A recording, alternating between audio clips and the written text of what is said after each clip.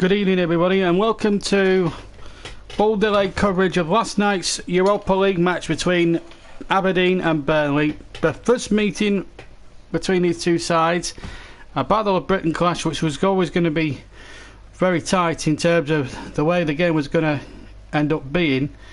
But it was always going to be tough. But Aberdeen, a side that finished second, of course, in the Scottish Premier Division last season, up against Burnley, who finished seventh last season, of course, and it was always going to be a tough ask for Burnley. First leg, it's always difficult, but when we expected to be on the European tour, I didn't expect us to be in Scotland. But the atmosphere at Pittodrie was quite a superb one. And it was also before the match day. Remembered 1983 hero Neil Cooper, the Aberdeen fans, who died, of course, during the summer months. So it was a nice little touch there, nice little banner. It said "Heroes Remembered."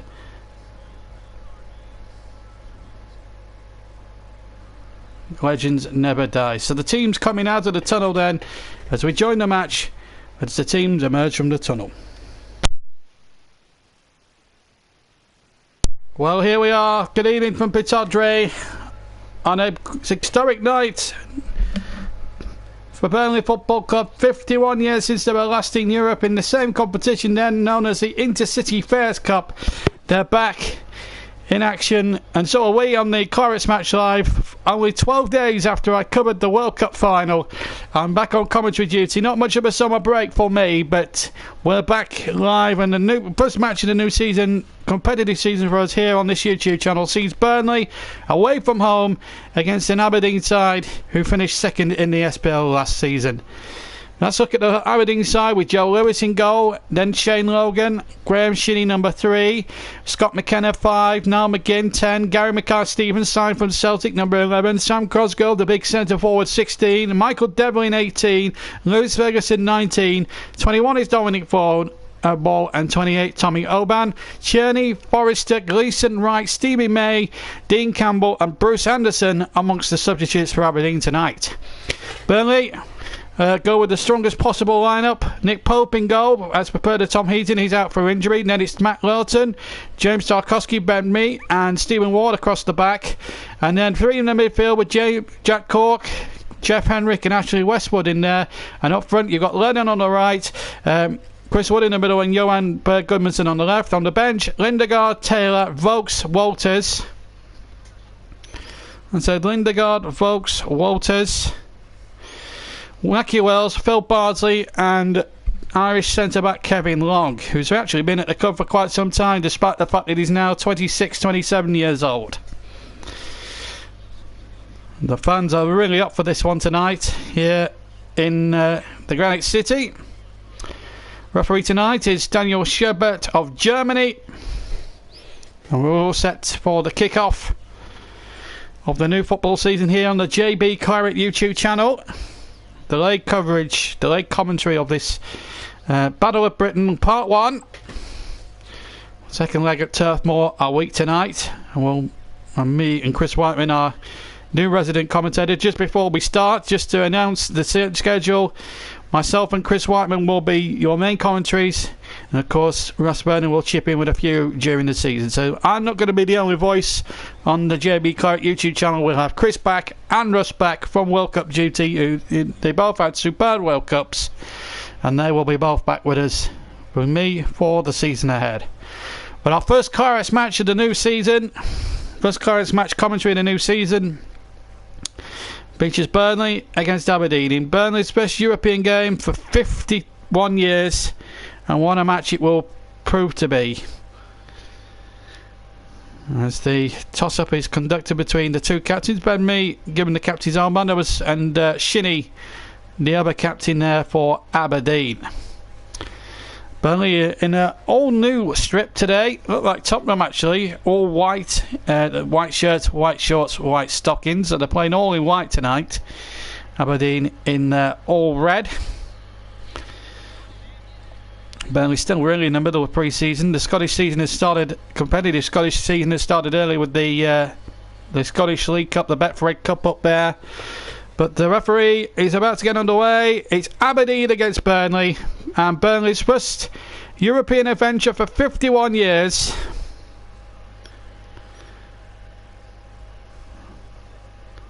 Their first European adventure in Burnley for 51 years will soon be underway. And away we go. Europa League second qualifying round. The Battle of Britain is up and running, and Aberdeen in the red shirts attacking the goal to our left, Burnley to the right. Stephen Ward with an early throw. Burnley hot favourites. There's a lot being said about Scottish football recently as Wood gets on the end of that ball, gets the shot in, and then it comes away to Aberdeen, who hooked that one forward. Ben Mee cutting that one out. I have to say it's been a raucous occasion, and this is Lennon on the right hand side. Lennon with the cross, hooked away again by the Aberdeen defence. Now Lilton trying to knock a ball in there, but that should be Joe Lewis, who gets in inside his 6-yard area. There's been a lot made of Scottish football, with Adam Rooney moving away from Aberdeen in Europe and finishing second behind Celtic in the Scottish Premier table, and moving to the conference and to Salford and to the Salford City team. Offside there given against Aberdeen, free kick. Just see a replay of the opportunity here for Lennon. He's shot off, and the defender hadn't been in the way there. Might have been a cause there for an early goal.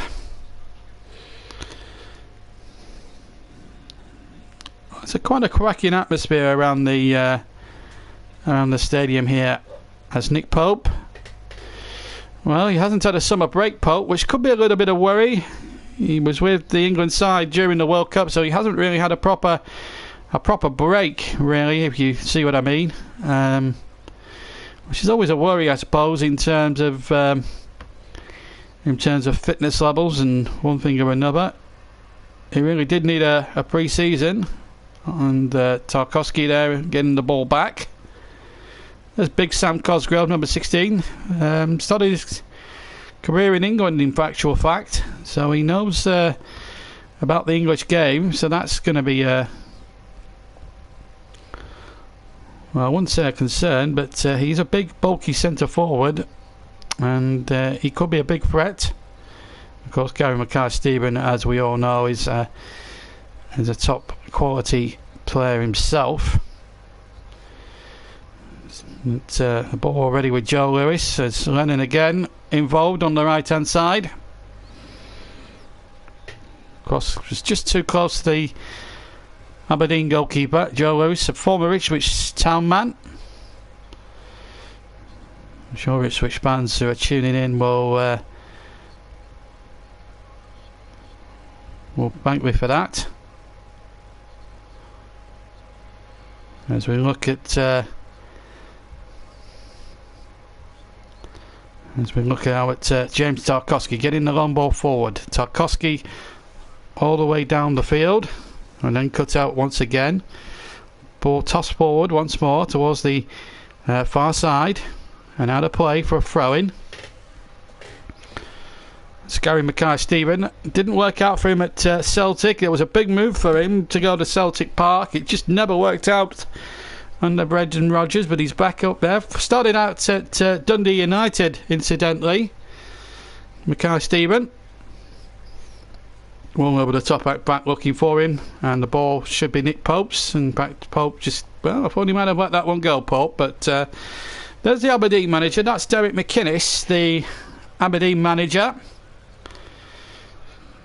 The marvelous stuff there. They finished in between the old firm. Of course, Rangers finished third last season, which was a great achievement for Aberdeen to finish above Rangers in the table, considering that Rangers, of course, on paper look a much more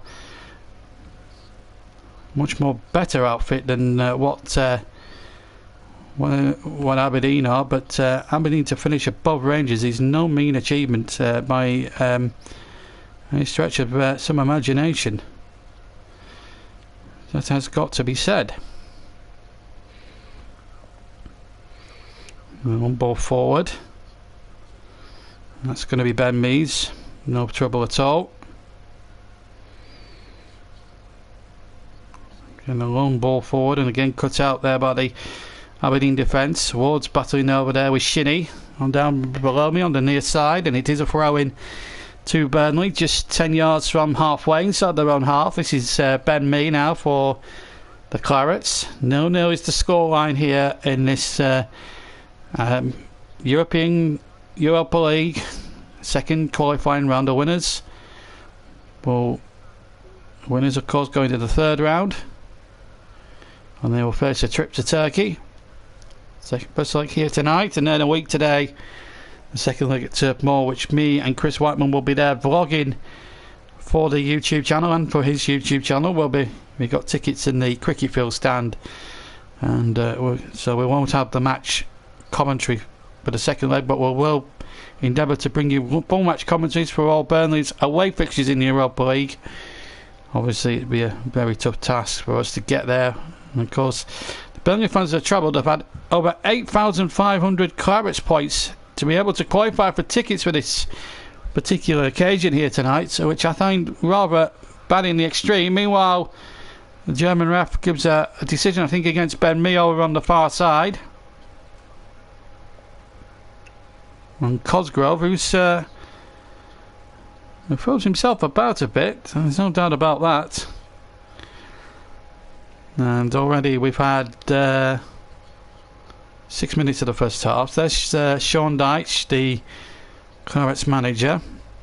What his job he's done. I mean, when he took over the Clarets, I don't really want to go over all ground to be quite honest with you, but when he took over the Clarets back in 2012, he was the team was struggling at the wrong end of the championship. Just kept them up in the half a season there, and then in his first full season using something like not many players. I think he only used about 23 players. He got Burnley into the Premier League at the first time of asking in his first full season, and did it with just a two-pronged strike force, and they had only two strikers on the books, and our Barnes did join him towards the back end of that season. We got one of the crucial goals against Wigan. They got relegated the next season, came back up as champions, and now they've had two successive years in the Premier League, and here they are in Europe. And here they come now, and that's the good ball, good crossing there, and everyone left it. And in the end, Mackay-Steven picks it up on the far side, the ball back in there towards Cosgrove. Then the ball comes out again, and then the shot is wildly hit wide for a goal kick to Burnley. A good moment there for Aberdeen. It's a good ball in there by the number 10. And Scary Mackay-Steven knocked that one back. Then the header back, and then over the top. But a good little purposeful run there by the number 10 there, which is now McGinn.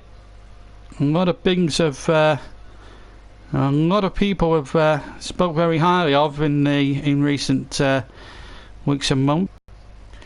It's a very good, widely tipped to be a Scottish international of the future, so we're told. Header one 3/4 away in the field. Warding to win the next one. Now Cook, it breaks through, then Lennon on the side of the centre circle. Westwood's in there to win the next one, and that's good skills there. Now Aberdeen 0. Good first half here at Pittodrie, which is 8 minutes into proceedings here. 0-0 here in the Battle of Britain, leg 1. Ball delay commentary of it. Burnley had a very tiresome pre-season game against Preston, which was quite a battle in the end. 3-2 they won it in the end, although they had the youngsters out for most of the second half on Tuesday. Here's Lennon running at pace. Pennant's crossing again. Lewis had to beat it away, and in the end Scott McKenna having to beat it out. It was a real moment there for Burnley, but here's Gary Mackay-Steven running at pace. Steven can't get it through, and then a good tackle there by Ward. No doubt at all, the Aberdeen fans want a free kick, but it was a good tackle from Stephen Ward, there's no doubt about that. as Graham Shinney went on the break, but Ward got back there and clearly took the ball. Good decision that from the German referee. The two assistants are Jan Schrudo and Lasse Koloski there from Germany. The fourth official is Patrick Ittrich from Germany, and the match delegate is Tibor de Grand of Belgium, and the referee observer Jan Van Reef of Holland. No VAR. UEFA have decided not to use VAR in this season's competition.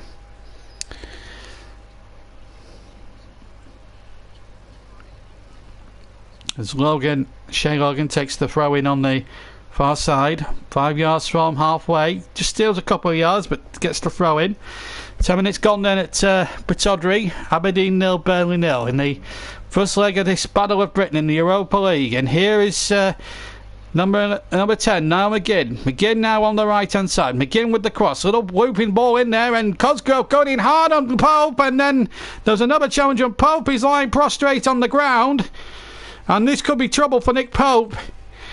Pope is signalling to the bench. I think his game may be over before it started, and it looks like his shoulder, I mean, it could well be his left shoulder. It was the cross in there, half deflects. Cosgrove was in there, so too was Lewis Ferguson on the second ball when he was battling with Tarkowski, but well, if that was caused by the challenge by Cosgrove, then I think Cosgrove's a little bit unfortunate there to be not penalised there, because he did go in hard on the goalkeeper. There's the ball. It was there to be won, there's no doubt about that, but I think Cosgrove was a bit high with his tackle, and I think it might have been the second one with Ferguson. I think he's made contact with Pope's glove, and I think that's what's happened there, and that domino effect there, it's knocked the shoulder out, and that's going to cause problems. They do have a substitute goalkeeper, incidentally, Burnley. It's Anders Lindegaard, whose last European appearance was for Manchester United in 2012 in the Champions League. He has been a prominent number 2. Hasn't played a first team game, Lindegaard, the former United keeper, since joining from Burnley almost a year ago to act as cover when Tom Heaton got a similar sort of injury, although in a different fashion. He sustained his injury against Crystal Palace, you may remember, when he went to catch a high crossing from the left hand side, you may remember, and then fell awkwardly on his shoulder. This is a different kind of shoulder injury to the one Tom Heaton has suffered, but Pope was only playing tonight because of a slight thigh strain to Tom Heaton that he picked up earlier in the week against Preston. So Tom Heaton will feel, we're not being disrespectful for Pope, Tom Heaton will feel once he's fit again, the window of opportunity will open back up for him. But it's a real blow for Burnley to lose such a great keeper, and he's been such a star in the last 12 months. Nick Pope got into the England team, had to play third fiddle to, of course, Jack Butland and Nick Pope at the World Cup. Jack Butland and Jordan Pickford at the recent World Cup, which they reached the semi-finals, and well, that's a sad sight to end. And I hope it's not going to be too serious. Let's just hope and pray that's a precautionary measure, and Pope is not out for too long. He's a terrific goalkeeping talent. What Lindegaard will offer you is certainly in abundance. With 13 minutes gone, it will offer. Well, he's having a little chat there with Derek McInnes. All light-hearted stuff. As we go into the 13th minute, we're halfway through the 14th minute of the first half here at Pittodrie. But it's a sad sight to see Nick Pope off the field. And let's hope it's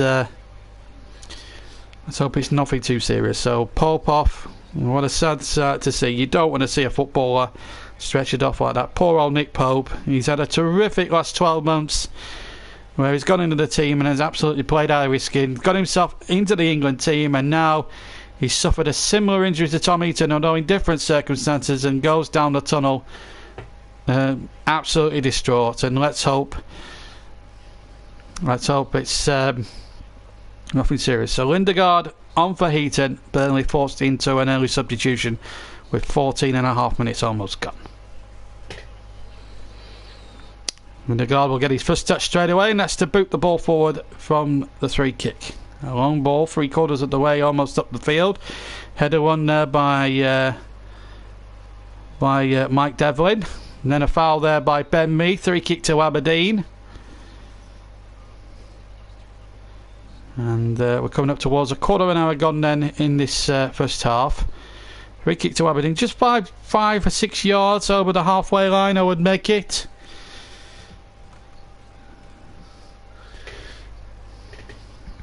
Inside the Burnley half. And Ferguson to take it. On the just to the right hand side, the far side as we look. Ferguson right footed. We'll hope to knock a long ball in there. And in fact he knocks it over towards the right where Gary Mackay-Stevens is waiting. And they appeal a decision there, but nothing given there by the German official, the referee, Mr. Schibert. And the Scottish fans will be rise up for this one. The Scottish fans are up for this one, there's no doubt about it. There's a foul there to their disconsolation. Burnley fans in good numbers. They actually took over Aberdeen, in fact, the city, during the day. As McKenna's been penalised. Scott McKenna, number 5. So a 3-kick. 0-0 then, but Burnley forced into a change. Nick Pope off for a shoulder injury.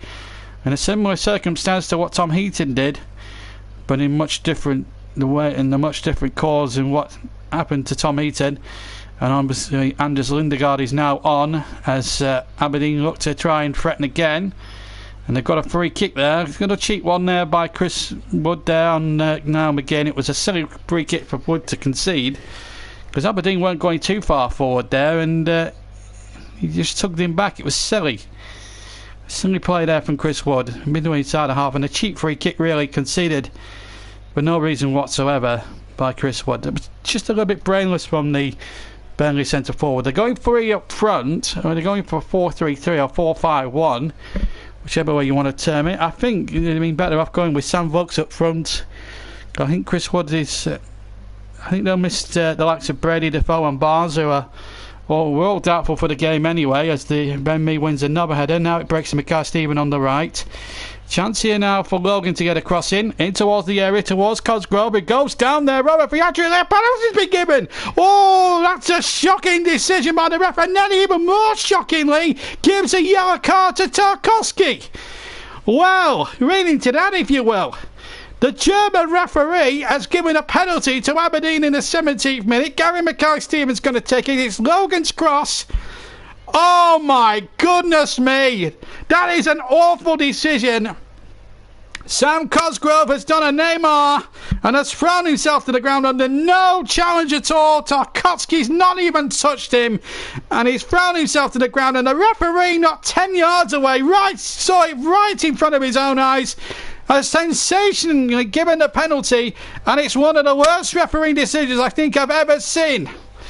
Absolutely disgraceful from the German referee, and I think where's VAR when you need it? So Gary Mackay-Stevens to take it. He drops up left foot and scores. Sends the keeper the wrong way, but it's one of the most disgraceful decisions I have ever seen. And Burnley's miserable run from penalties continue. They never get one when they get a cast iron penalty shout, and then when they get a penalty decision given against them like that. There was no way in the world that was a penalty. One of the worst referee decisions I have ever seen. Well, we thought the penalty that France got through VAR was controversial enough. I have to say that's even more controversial. And if VAR was in place, then I'm certain beyond all doubt that decision would have been overturned. And I'm sure you'd have to say he should be booked for diving. Look at that! Neymar in disguise, that's a disgraceful decision. Burnley are one down because of a dive from Mackay-Stevens. Not from Mackay-Stevens, sorry. But from Cosgrove, that was a dive. The referee, not 10 yards away, could see that quite clearly. And that was a disgraceful decision. And I've got people, and I can hear the Aberdeen commentators actually saying it was a good decision. How can that be a good decision? As that ball is flicked And it will be a corner kick to Burnley, and now need to get over the setback. Oh, how tough it is to take, because honestly, I've seen some baffling refereeing decisions in my time, and certainly during the World Cup we saw some very debatable refereeing, especially in two or three of the England matches I covered. None worse than that. Here's the corner from Goodmanson towards the back post. Header one at the back post. Who's going to win the second ball? There's a bit of pushing and shoving going on, but the referee was happy enough with it, and the ball anyway was with Joe Lewis. And the referee again. Oh, what's he doing now? If he's gonna pull back, if he's gonna pull it back, what's Jeff Henrik supposed to do? Not block the goalkeeper? I'm afraid this German referee has been. I mean, you could say that's actually a foul there by the number 28 Oban on Ben Mee. This German referee's a disgrace. He gives a soft penalty, and then there's one more than that at the other end. Ben Mee's clearly been pushed, and he doesn't get anything for it. Has he been taken in by this partisan Aberdeen crowd? But there's got to be some serious doubt.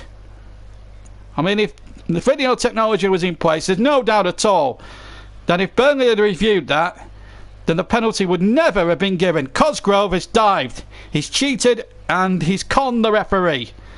He's obviously been taking diving lessons off Neymar. It's a disgrace when a professional has to resort to such dirty tricks to win a penalty. And also the crowd didn't help Burnley's cause there, because it convinced the referee to give it. I'm not saying this out of sour grapes or because I'm a Burnley supporter. I do have genuine concern about the refereeing on that incident. But Burnley are behind, and we're coming up towards the halfway mark of the first half here. The Clarets match delayed. Aberdeen 1, Burnley 0 in the Europa League. But Burnley still very much, I have to say, haven't played particularly well, and they've looked a little bit powder puff going forward. I will say that.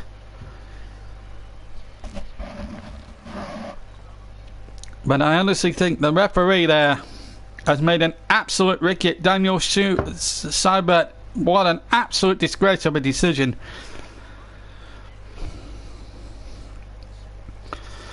Well, we complained about the poor state of refereeing during the World Cup over the last month or two, but this really has taken the biscuit. The last 3 or 4 minutes, the referee will not look back with any real fondness. Here's McGinn on the near side. McGinn in his own half on his halfway line, and then plays the ball back to Tommy Hoban. And Hoban gets the ball forward over the halfway line. Good. Well, it's actually a good ball there, and almost looking for Cosgrove, but ball comes running into Anders Lindegaard's hands. He had no chance from the penalty. Mackay Stevens struck it to the goalkeeper's right as the keeper looked, and struck it to the left-hand side from the kicker's viewpoint. It's nestled sweetly in the left-hand corner, and Burnley held behind, but the penalty, it's highly debatable whether that should be given. It'll be interesting to see what Sean Dyche makes of that. After the game, you'll hear from him regardless of the scoreline, as we come past the 23rd minute mark of the game. Now, is this a penalty on Ben Mee? Well, that's more of a penalty, but pushed there by Hoban on Ben Mee. Now, for me, that's more of a penalty. And that's the consistency, the inconsistency of officials. If they can't officiate properly, why are they FIFA-approved officials? Somebody's got to ask serious questions of the referee. Is he out of sync? Is this game too much for him? Well, we'll have to see. I'm sure he referees in one of the best leagues in the world, the German Bundesliga, and certainly his referee games are that of big significance over in Germany. And the Bundesliga is a big league. It's a massive league. It's highly competitive. But Bayern Munich will probably disagree with what I said, because they've won it at a canter for the last 3 or 4 years. Here's number 28 Hoban on the left-hand side and gets the ball forward. It's a good ball, but Tarkowski was in there. What also baffled me about the old penalty incident, just to go back to that, was the the booking of Tarkowski when he did absolutely nothing wrong. But here comes Shinnie now coming forward. Shinnie with the shot, hit it with his right foot, and he hit it straight down Lindegaard's throat. It's a good run there by Graham Shinnie. And Westwood there, very, very careless in possession. And this is what, taking the penalty and the controversy of that aside, Burnley really haven't been at the races this first 25 minutes. It's got to be said.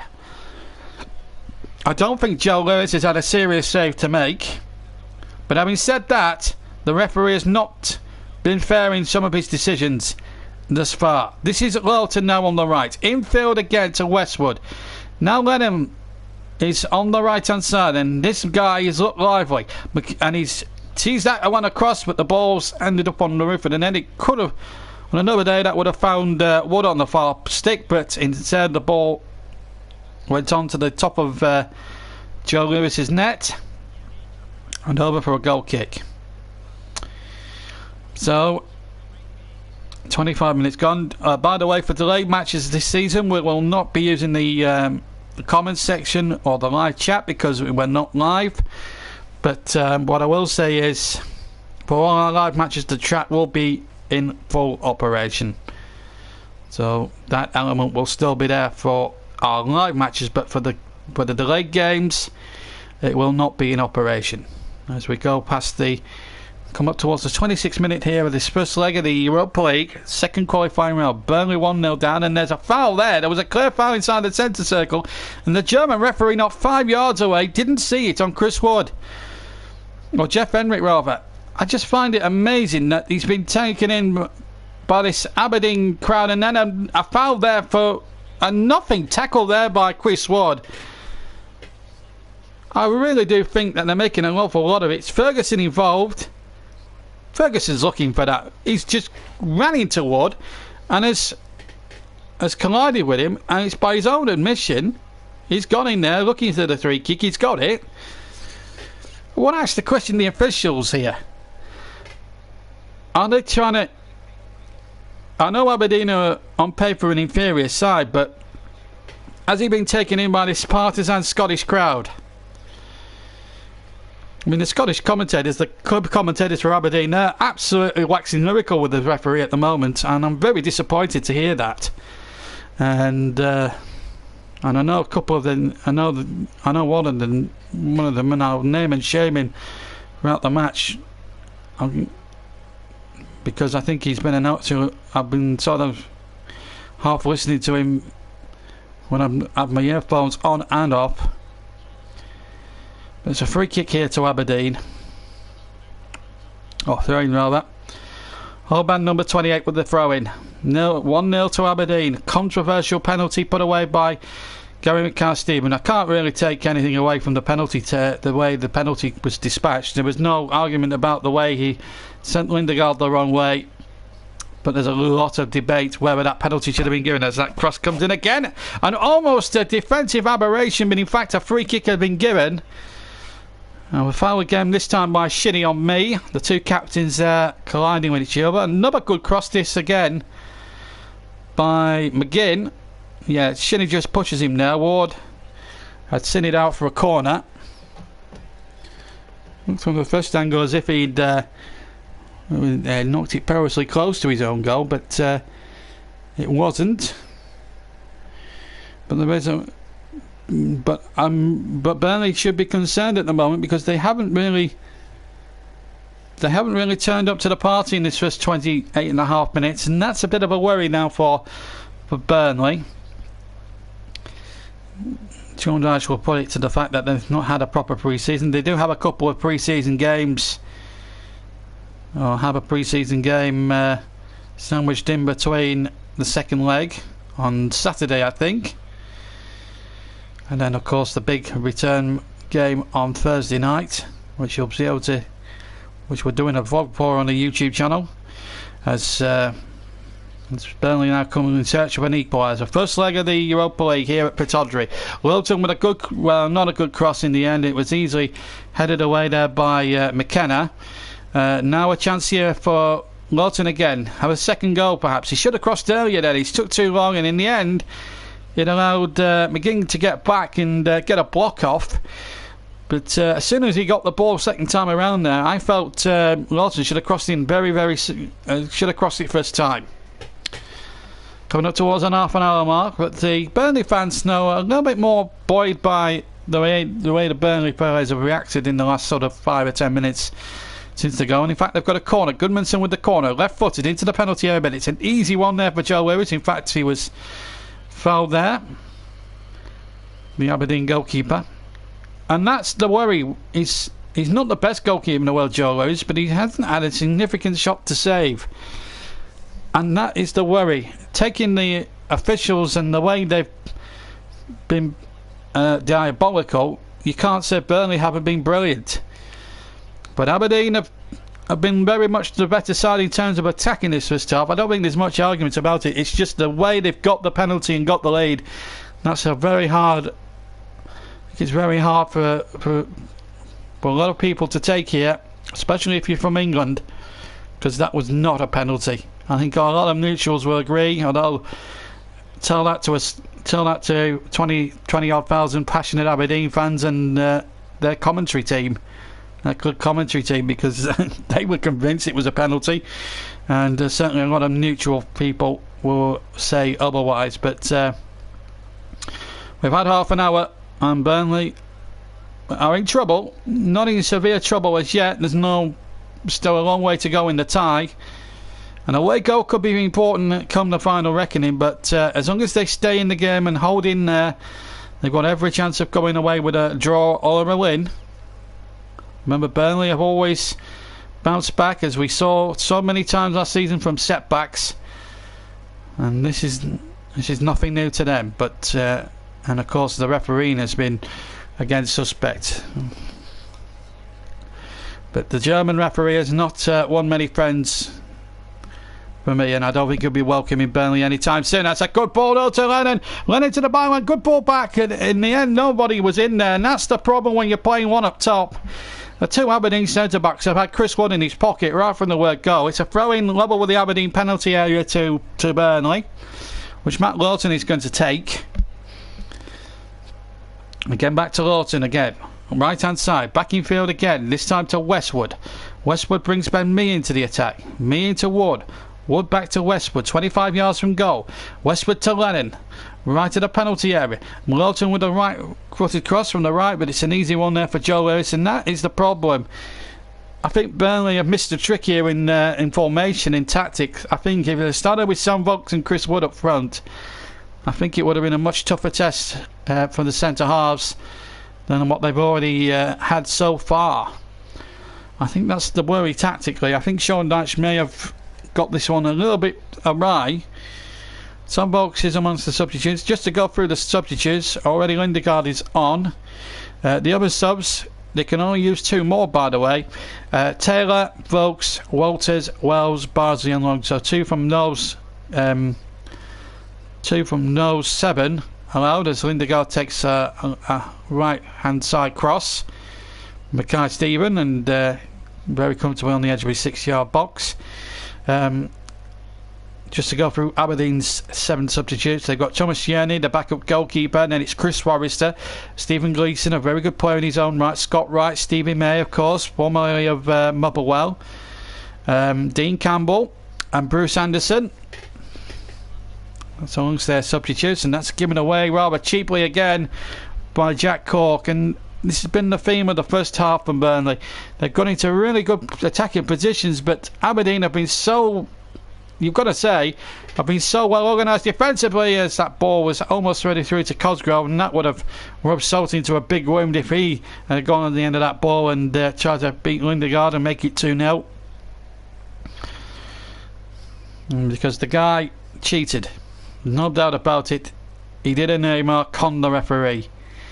I don't like to see that in the game, and he hasn't set a good example to any youngsters who may well be watching this or watching it in the stadium. Here's Wood now, 25 yards out, gets his shot in, it goes into the 2-tiered stand behind Joe Lewis's goal and behind for a goal kick here.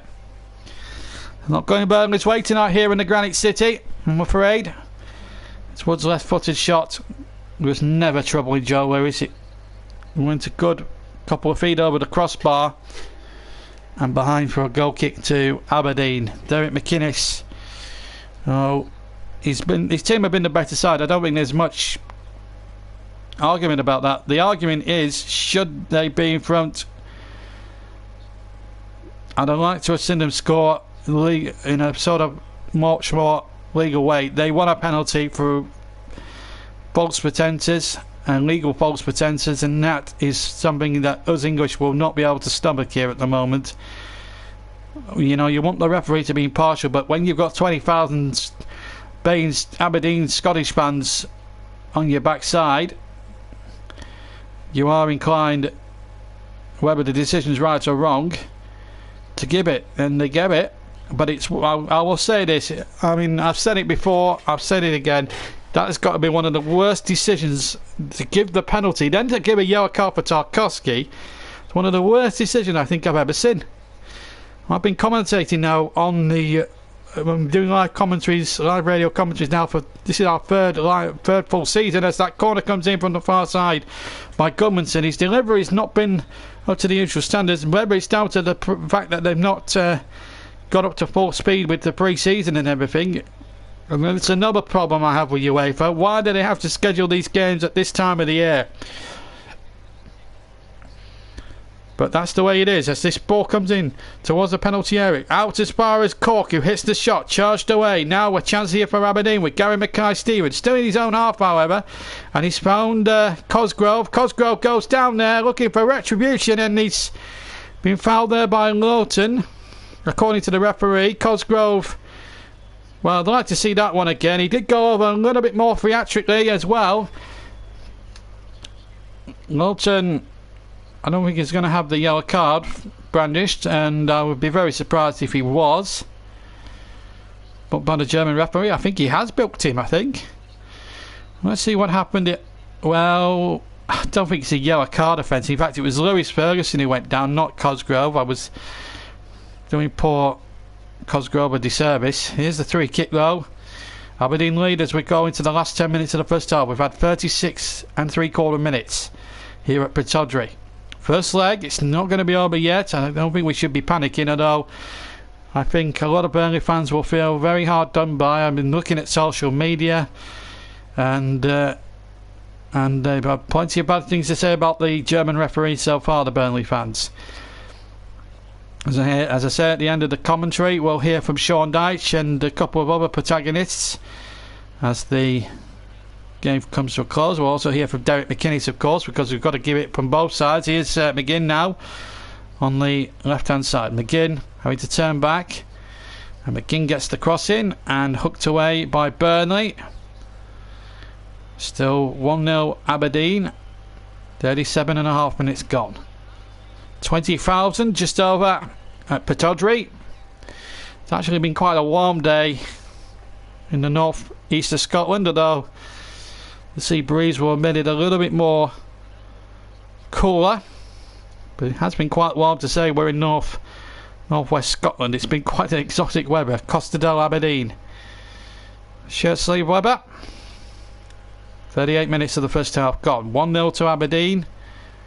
And a throw on the far side to Aberdeen. Midway inside the Burnley half, which Shay Logan will take. It's Logan now towards Shinnie. Shinnie on the right hand side. Now Mackay-Stevens. Mackay-Stevens loses it.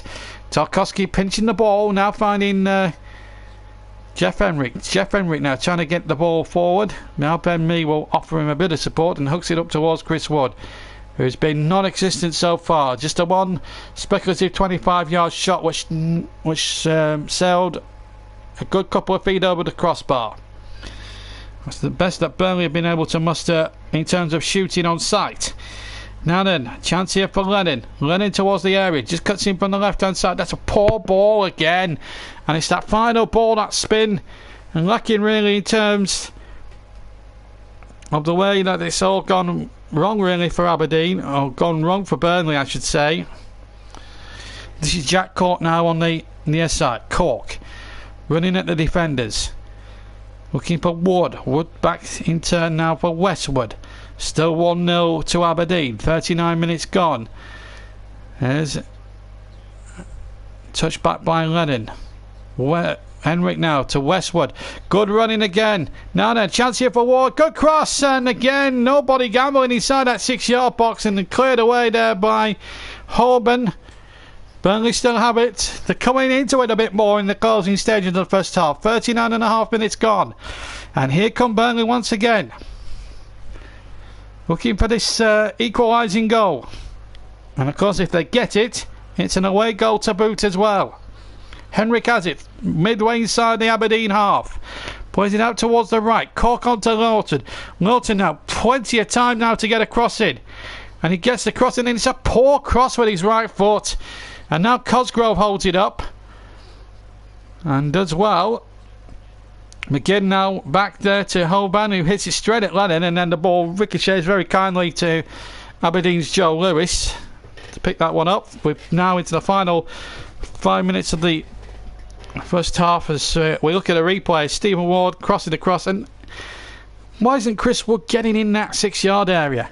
He needs to be a bit more proactive. I know it's pre-season, I know fitness levels aren't really as good as they should be, but you've got to question Chris Wood's ability at the moment. He's too off the pace for me at the moment, and that's a bit of a worry. Holborn with the throw, 10 yards inside the Burnley half. Just stole a couple of inches there, which I think the referee should be looking at a bit more. And then the ball is going to ball to Lindegaard, who takes the ball quite easily. Apart from having to face the penalty, he hasn't had too much to do, the Burnley goalkeeper. In fact, both goalkeepers haven't really had too much to do. I've not made a meaningful save, but the game has been very frenetic and very frantic. And again, another misplaced pass by Cork, and now this time Cosgrove gets in there once more up against oh, he goes down as if he's been shot.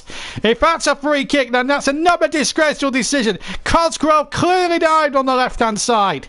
Tarkowski had his back, and then Cosgrove just goes over as if he's been shot.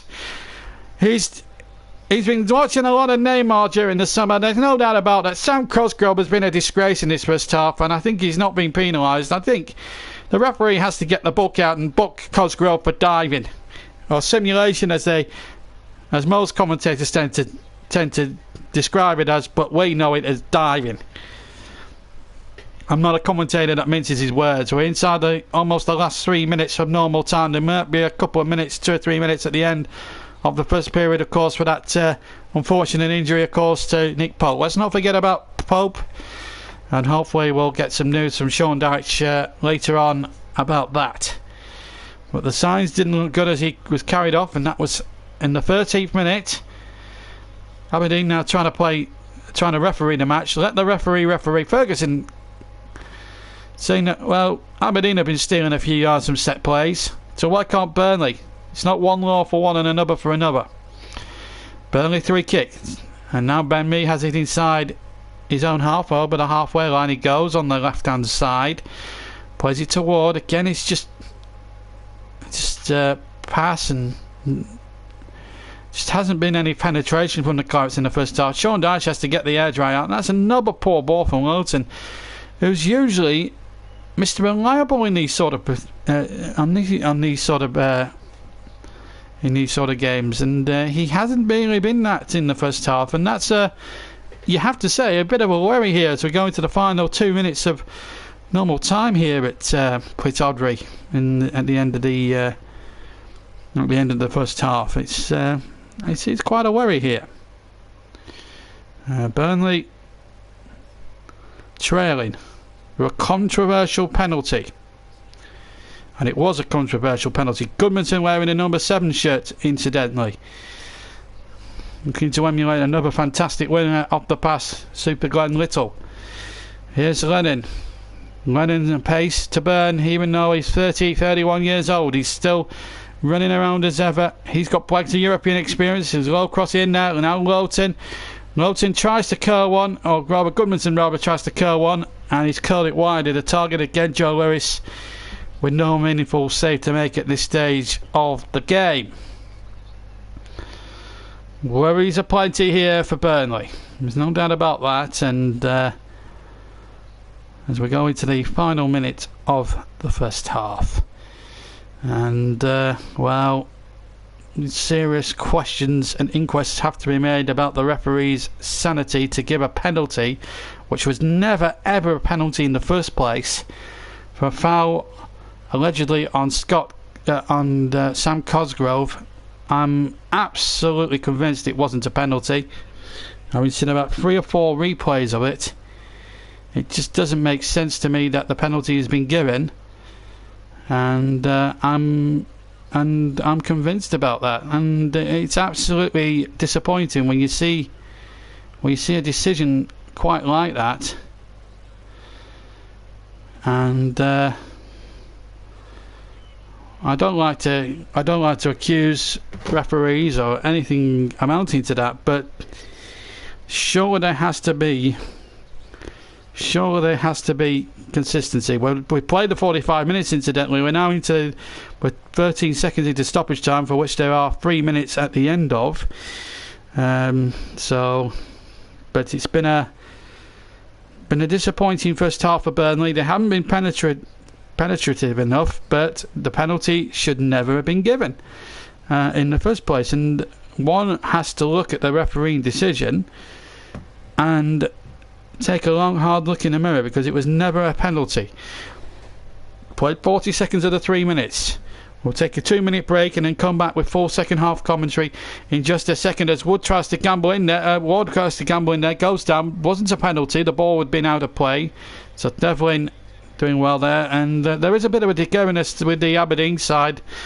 They are playing as a team, whereas Burnley are trying to probably be too tippy-tappy. We can't afford to be ticky-tacky in terms of the way that we played the game, because that could be a dangerous ploy.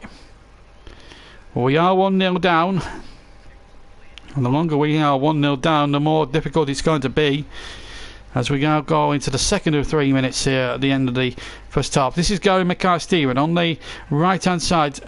Well, he tried to be a bit clever there, and then Ward goes in, claiming he got the ball. The Aberdeen fans convinced it's a free kick, and the referee again gets taken in by the crowd.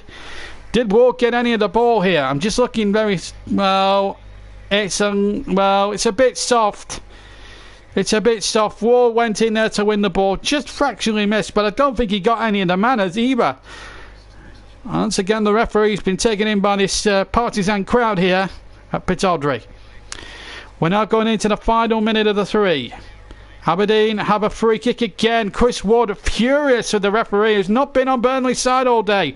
Devlin this time allegedly fouled. I say allegedly because you don't know what's coming next with these Aberdeen players. They've cheated and dived, and I've won 3 kicks and penalties in the first half under very false pretences.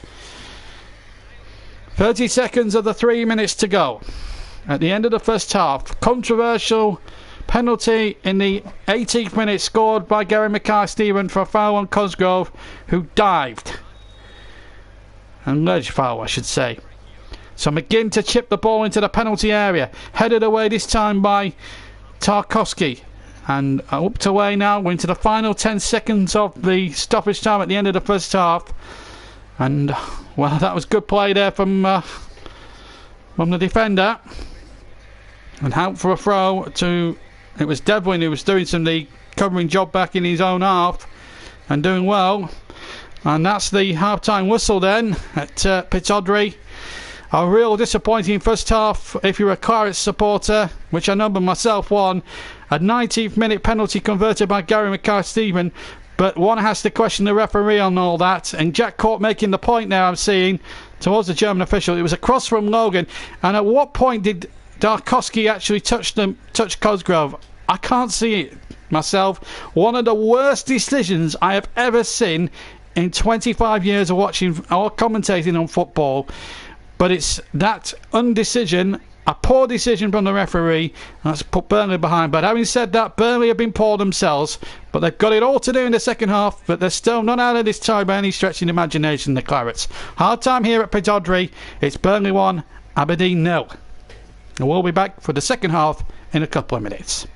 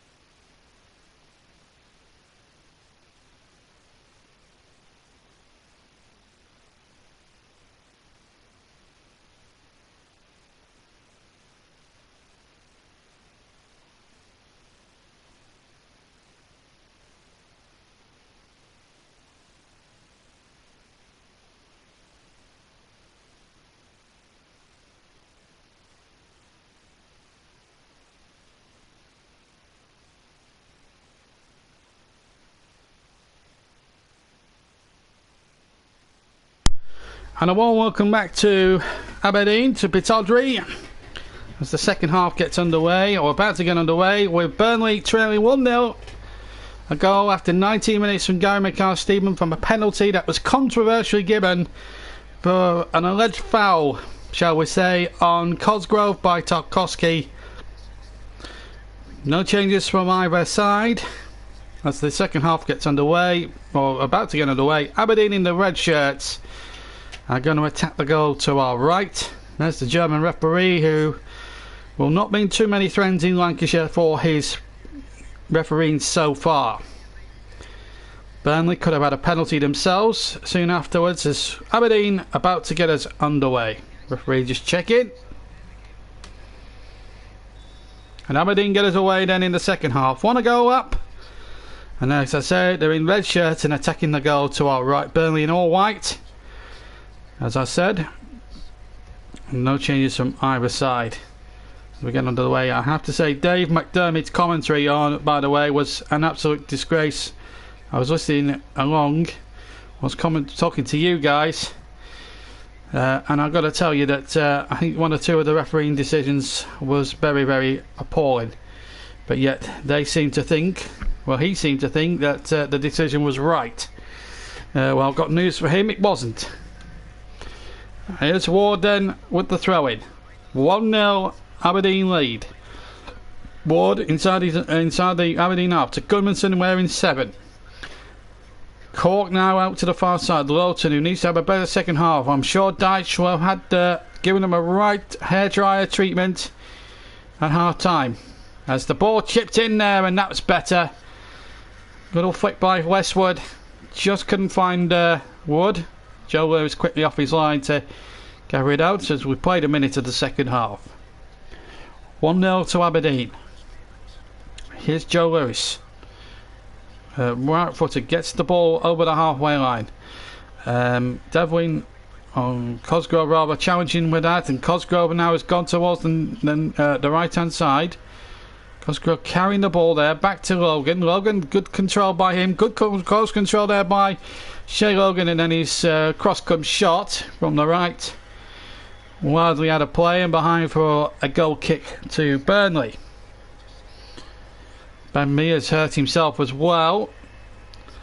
See what happened there. It was Cosgrove involved once again.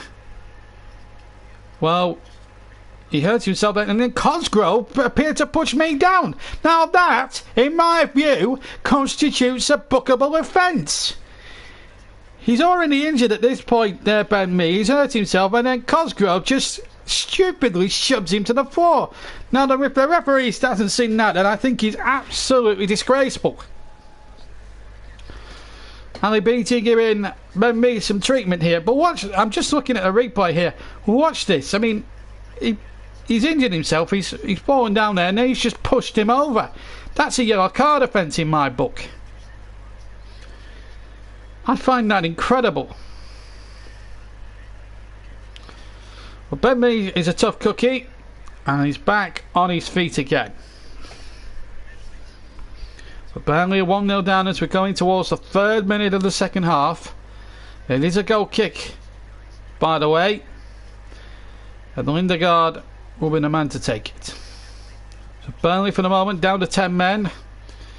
So Lindegaard knocks it away and then headed back by McKenna. Now Mackay-Stephen. Burnley want to get Ben Mee back on the field, and they're not being allowed to there by the referee, and they've allowed Aberdeen to go forward, and Ben Mee's only just got back on the field, and if that had gone in, I think there would have been uproar. The ball was behind, I think it was Cosgrove, as the cross came in from the right hand side. Oh! Now it looks a awful challenge there on the far side. I have to say, some of Aberdeen's players spin very much on the rough side. Number 5, McKenna, and that, for me, is a high tackle. I know he's got the ball, but that is a high tackle. I think the referee should have been wise to that and given a 3 kick there to Burnley. Now, it's fair to say they've not had any of the decisions thus far in this match. But here come Aberdeen now looking for this second goal. And here's McKinn. McKinn pulling the ball back inside the penalty area. Cross from the left-hand side. A second Aberdeen goal would be a disaster for Burnley, really, when you think about it. Well, the first European appearance in 51 years has not gone to the script. Here's Goodmanson back in field to Cork. Cork now deep inside Aberdeen territory. They need a goal here, Burnley, and quick. As Tarkowski comes forward, finds Lennon. Deep inside the Aberdeen half. Something's got to come from this now. Can Tarkowski once again produce the ball into the penalty area? Wood again.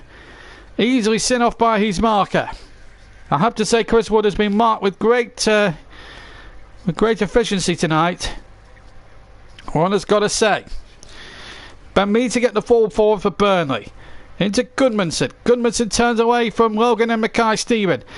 And then runs into traffic, and that should be a free kick there to Burnley. It was a silly tackle there by Dominic Ball. A free kick here to Burnley.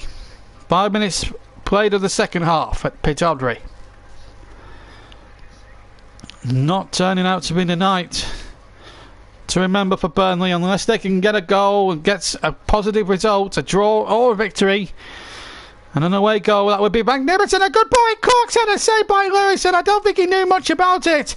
The ball comes out again, and then a penalty appeal turned away. Lennon's cross back in and behind Tarkowski. And where was Chris Wood again?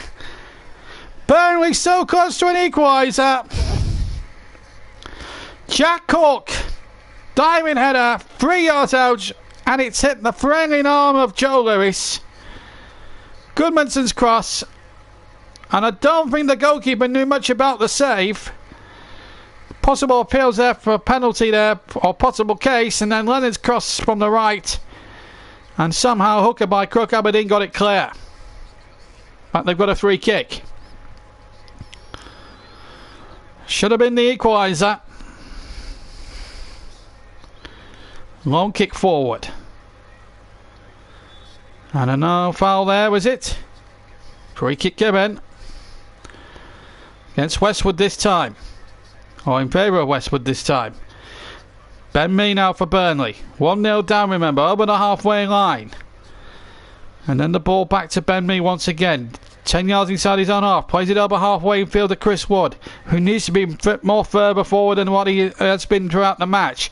Now then, Lennon on the far side, the right hand side, will run at the defender here.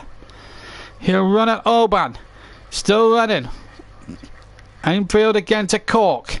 Now still a chance here for Burnley here if they can make something pay here. 52 minutes of the match gone. 7 minutes of the second half being played. And that's out for a goal kick. And the Aberdeen fans actually are rising to their side at the moment. Although you can argue... Although it will be argued from what come may, as we just see that opportunity get caught there, and the goalkeeper just sticks out a left hand, a left arm, and just blocks it. It just needed to be a couple of inches the other side of that arm, and that was 1-1. And that would have given Burnley away back into the game, and out for a throw on the far side. Although it did look a foul there by Cosgrove, who has been my villain of the match so far, along with the referee, who gave a very, very questionable penalty. One of the worst refereeing decisions I have ever seen in 30 years of watching man and boy football, let alone commentating on it. And here comes Mackay-Steven, deep inside his own half, but he's over halfway, plays it in field once more, tries to look for Shinnie, but Shinnie's lost out, and this is... Wood now deep inside the Aberdeen half. Plays it to the left hand side. This is Stephen Ward. Ward has to pirouette back and track back. That's a good ball now to Goodmanson, but a good tackle there.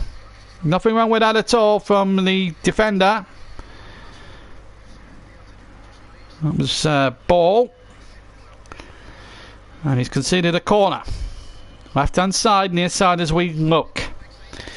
Can Burnley get themselves that equalising goal? We've had 53, nearly 54 minutes. Here's Goodmanson's corner.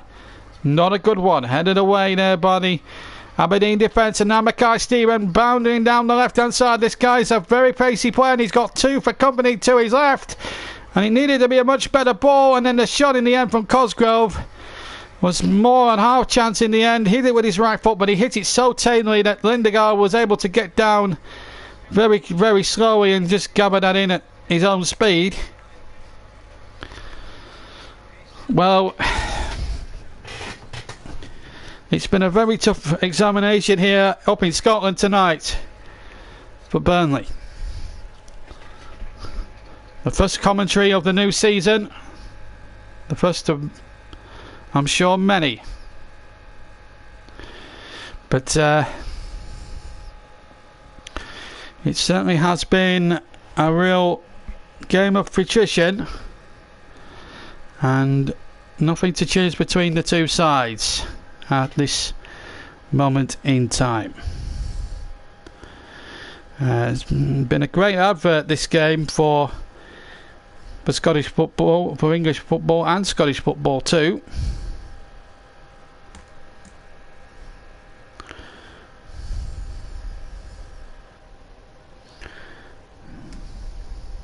So 1-0 to Aberdeen. I'm just looking again at the penalty decision. I didn't think it was a penalty, and I've looked at the angle several times. I believe you and me, it should have been. It's, you know, there was a possible case for a penalty. It wasn't a case for a penalty there.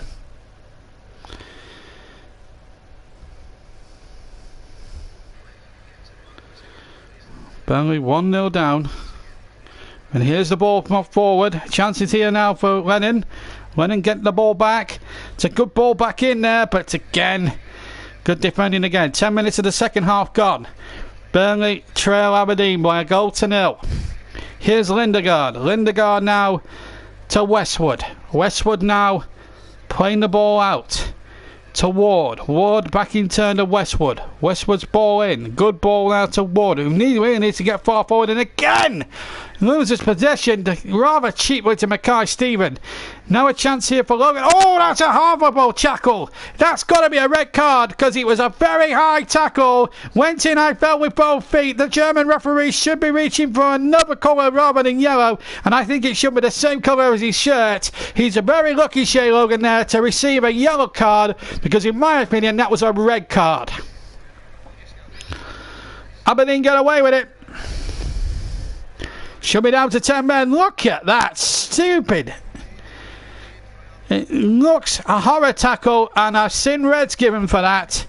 Late on the tackle. Logan, a very lucky man indeed. I do honestly think Logan should not be booked. I think he should have been sent off the pitch. Stephen Gleeson about to come on for Lewis Ferguson, who had a good first half, it has to be said. Getting a good round of applause from this capacity crowd of Aberdeen fans. There are 2,000 Clarets in the stand below me, as Goodmanson prepares to take a free kick on the left hand side. Can Burnley get themselves back into this? In towards the penalty area it goes. A little bit of to-in and fro in there. Potential appeals possibly for a penalty there. But again, this time Aberdeen is hook it out. Played 57 minutes here at Pittodrie, and still 1-0 to Aberdeen. That penalty proving decisive for Mackay-Steven after it was controversially given for a foul on Cosgrove. Well, a perceived foul on Cosgrove, which he, I think he exaggerated it quite a lot. This is Goodmanson now on the right hand side. Infield to Cork. Cork now on his turn to Westwood. Westwood to Tarkowski. Back to Westwood. And that's a poor ball from Ashley Westwood. Senseless ball to play in those circumstances. 57 and 50, nearly 58 minutes have gone. 57 3/4 minutes gone. And the sooner they get Sam Vokes on, the better, I feel. He could be the difference here between winning and losing here for Burnley. It has been a tough examination of Burnley's credentials. And one must argue that should it have been played so soon after the World Cup, And, it has interfered with Burnley's pre-season quite a lot. But, well, we'll just have to see how it is. I mean, if we can get an away goal, it's not beyond the bounds of possibility. The second leg will be a lot tougher for Aberdeen at Turf Moor. When Turf Moor is packed and it's got all the Burnley fans in it, it's an absolute raucous atmosphere. There's going to be 20,000 for that one, I'm sure. They sold all the tickets, I believe, and there's going to be 2,000 coming from Aberdeen for that one. A week tonight. Me and Chris Whiteman, our new resident commentator. Second in line to me in the commentary order as Cosgrove is penalised on the left-hand side, deep inside Aberdeen, inside the Aberdeen half. A foul on Jack Cork. He's claiming he got the ball, and he didn't. He got plenty of the man. I think that's a good decision from the referee for once. 59 minutes have been passed, coming up towards 59 and a quarter minutes gone. And Gunnarsson with the free kick on the left-hand side, 15 yards outside the Aberdeen penalty area. Gunnarsson into the penalty area, and they all went for it. And in fact, Mewa tried to back flick it, and also Wood tried to back flick it inside the penalty area. And in the end, it was a waste for Burnley. A throw to be taken by Lawton, midway inside the Aberdeen half, and then they throw it back to the halfway line. Here's Ben Mee, picks it up inside the centre circle on halfway. This is Stephen Ward on the left hand side. Ward plays the ball down, and that's a good ball there for Chris Wood, but the flag is gone up for an offside decision and a free kick to Aberdeen with an hour gone exactly.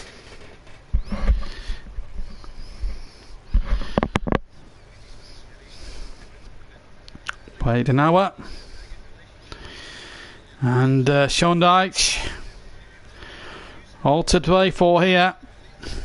As far as he's concerned, it's a free kick taken by Joe Lewis. Lewis, 3/4 of the way up the field, flicked on there towards Mackay Stephen, and the ball hooked away again and up for another throw in.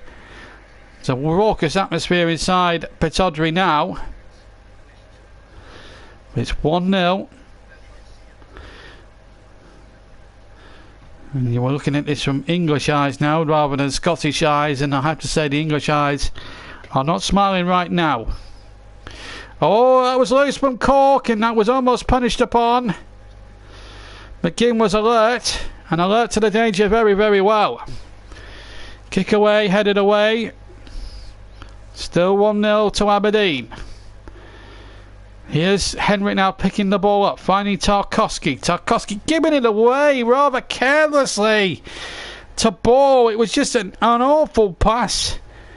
And in the end, it's just the way it's been, unfortunately, all night for Burnley. It's just not, the passes have just been so far off the pace. It's unbelievable.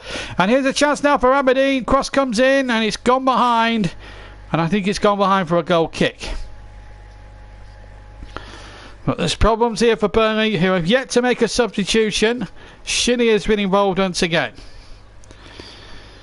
Again, Burnley just switching off there.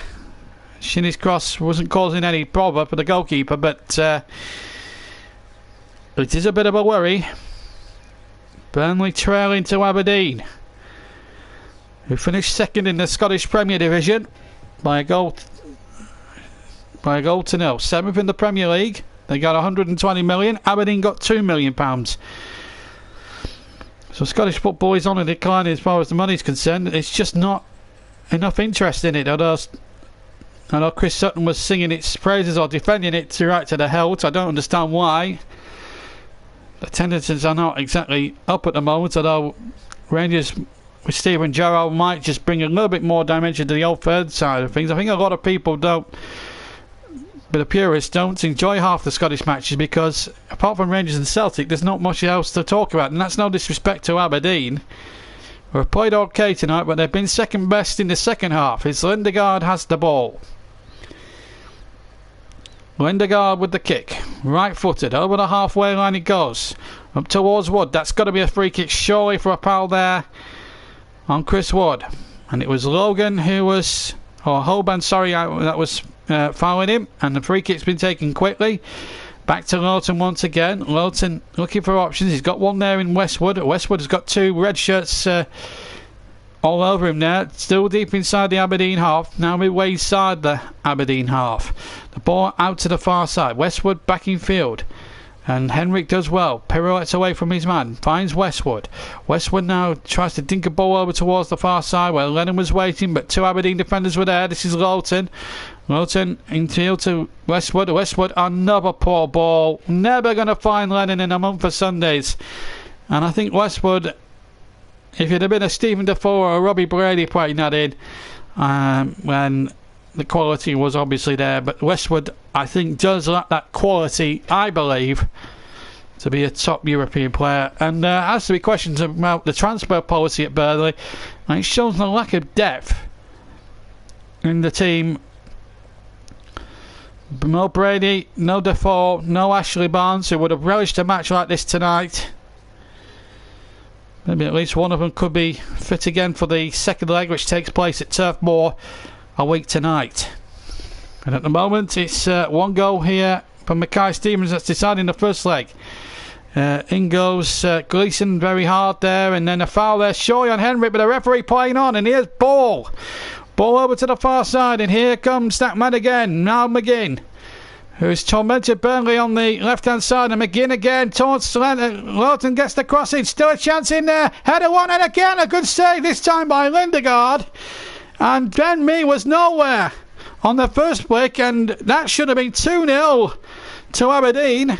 Lindegaard stopping the opportunity, but now McGinn here. Good ball in there. With 65 minutes gone, Cosgrove winning the first header, and Mackay Stephen almost doubling the lead there for Aberdeen. It was a great save by the substitute keeper, Lindegaard. I said Burnley haven't made a change. They didn't make a change in the first half. Remember when Pope got injured? It seems such a long time ago. We've had so much incident since then.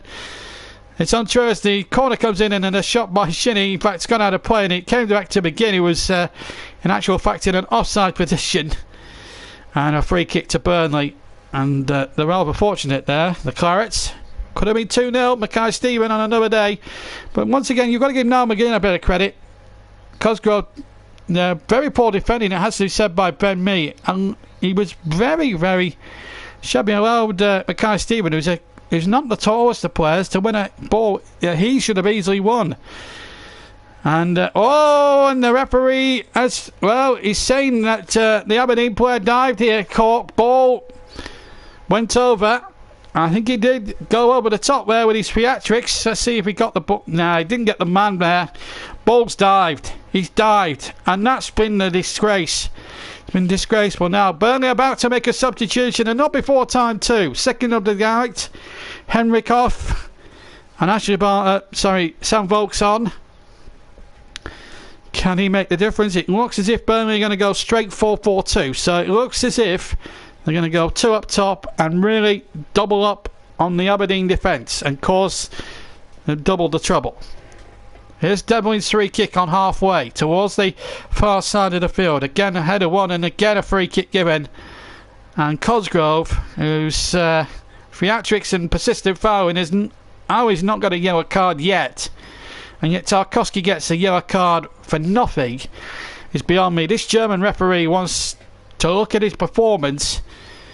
I mean, that's more of a foul than the one Tarkowski did, or seemed to have done on Cosgrove himself. And this is what winds me up about the refereeing paternity. You book Tarkowski for nothing, and you don't book Cosgrove for a challenge that was 3 times more aggressive than what was allegedly done on the penalty award. Whatever happens, the referee will come out of this with no great credit whatsoever, because I don't think he's had a good match. It's still 1-0 to the Clarets. A shot comes in and over the top from 25 yards out. It was Johan Berg Gudmundsson with the shot, and Burnley there just needed to keep that down. Folks really making his presence felt, and then the shot with his left foot there by Gudmundsson. It just cleared the crossbar. Lewis wasn't certain. I think he was backpedaling rather badly there. Burnley's so close, and he knows it, Derek McInnes. Still 1-0. Aberdeen looking down the barrel a little bit. Here's Goodmanson inside the centre circle. Plays it back in field. Can Burnley save themselves? They've got 22 minutes to do it. And the ball out with Lowton. Lowton has got Lennon on the overlap. Lennon now on the far side, away from the defender. Away from Shinnie. Now Westwood touches it out there to the near side. Back in field to Westwood. Still on the left hand side. Goodmanson. That's got to be a Burnley throw in. It is. Better from the Clarets now. Coming more and more into the game. Have Aberdeen run themselves into the ground a bit too ragged here? Is Burnley's class going to tell in the last sort of 21 minutes or so that remains of this match? Burnley in the ascendancy here. One break and they're in for an equaliser. Ball chip forward and they're not going to get opportunities like that, I'm afraid. A poor ball there from Tarkowski. And a free kick to, a goal kick rather, to Aberdeen with 69 and a bit minutes gone. Well, I just thrown on the substitute. Sam Vokes, of course. Let's just remind you what happened. Nick Pope was stretchered off after, or taken off the field, substituted for a shoulder injury after 13 minutes. 4 minutes later, a controversial penalty was given against James Tarkowski for an alleged foul on Sam Cosgrove, which the referee gave. To sum it up, it was one of the worst refereeing decisions I have ever seen in 30 years of watching football matches. As the ball flicked on by Vokes looking for Wood and hooked away for a Burnley throw-in almost halfway inside the Aberdeen half. 20 minutes to go. And then Burnley have come out fighting in the second half. And come close with Jack Cork, and then of course Mackay Stephen came close, and then just a moment or two ago Johan Berg Goodmanson with a real 25-yard shot with his left, wrapping his left foot around the shot, and wide of the target it went. It's Goodmanson again, midway inside the half, gets up there, slipped over. Here's Ward on the left hand side. Ward with a good cross there towards Sam Vokes. Vokes wins the header, but it's into the side netting and behind for a goal kick to Aberdeen. Well, it's turning out to be a night of frustration at the moment for the Clarets up in the northeast of Scotland. Going to look cooler now tonight. I know, not too cool, although the sea breeze will make it that little bit more cooler.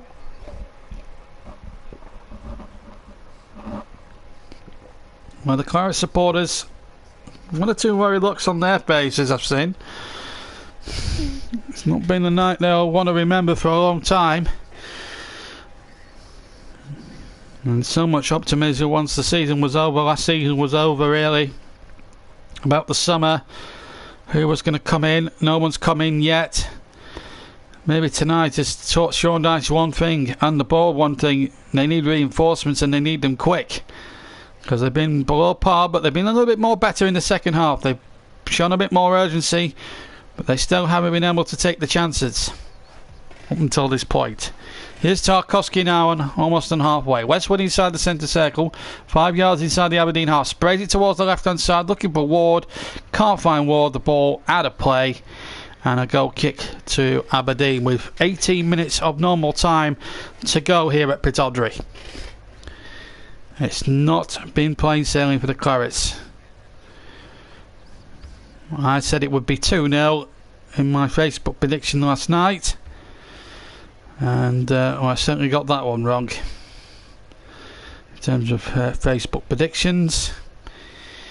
It's not been a very good night so far for Burnley, but they've still, as I said, less than 20 minutes to pull this one right around and get back into the game, and they're capable of doing it, there's no doubt about that. As we come up towards the 73rd minute mark of the game. In towards the penalty area it goes. Out to Cork, edge of the area. Thought he might have had a shot there. And then the ball comes out once again. Goodmanson now looking to tee it up.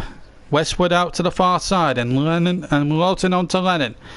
Lennon now faced by two Aberdeen defenders. Plays a good 1-2 there with Westwood. Now then, he cuts in field. Oh, just behind Chris Wood. Wood though finds Ward. Better from Burnley. Ward's cross is a good one towards Vokes. Vokes' header straight at the goalkeeper, but there was a bit of a push going on when Sam Vokes got his header in. It was straight at Joe Lewis anyway, so probably saved a little bit of embarrassment there for Sam Vokes. There's the cross from Ward, and he is pushing his man, although again the Aberdeen players making a little bit of meal of it, but it was a push, but there's no need for him to fall over as if he'd been shot. Holban, but it was a definite push. Free kick though to Aberdeen. Coming up towards the 74th minute mark, we play 73 3/4 minutes. Offside given by the German linesman against Cosgrove, who's been a real thorn in Burnley side tonight. They have played better second half. They went at the races first half despite the refereeing incompetence really from the referee, who's from the German referee Daniel Seibert. Again, another Burnley attack comes to nothing. Cross straight in from the right, straight into Joe Lewis's path. Now here's Logan. Logan over the halfway line. Infield again. The ball drifts out to the right, and this is Gleeson. Gleeson to Logan, who's onside. Chance inside the area for Cosgrove, and there's still a chance here for McGinn, who shoots wide. McGinn shooting wide. He has been good tonight. Now McGinn. Ball initial crossed in there by Logan, and then now McGinn cutting in from the left, just shooting wide. Aberdeen about to make their second substitution. In fact, Stevie May as well is going to come on as well. He's about to get himself ready for the action. It looks as if Cosgrove is going to come off. He's suffering a bit. Quarter of an hour to go. I'm not sure if it's an actual attempt to run the clock down. Doesn't seem to be too much wrong with him, unless he's got some sort of a bit of cramp perhaps. Was going off, and I'm hoping that the Burnley fans give him the bird, because I have to say he's been an absolute disgrace to his profession into giving a penalty which was never, which Aberdeen got and scored after 19 minutes from Mackay Stevens. So Stevie May comes on as Aberdeen look to try and hold on. Burnley have been forced into one substitution when Nick Pope was in the first half after 13 minutes, when Nick Pope was had to be taken off the field through a shoulder injury, placed by the man who's going to take the goal kick now, Anders Lindegaard.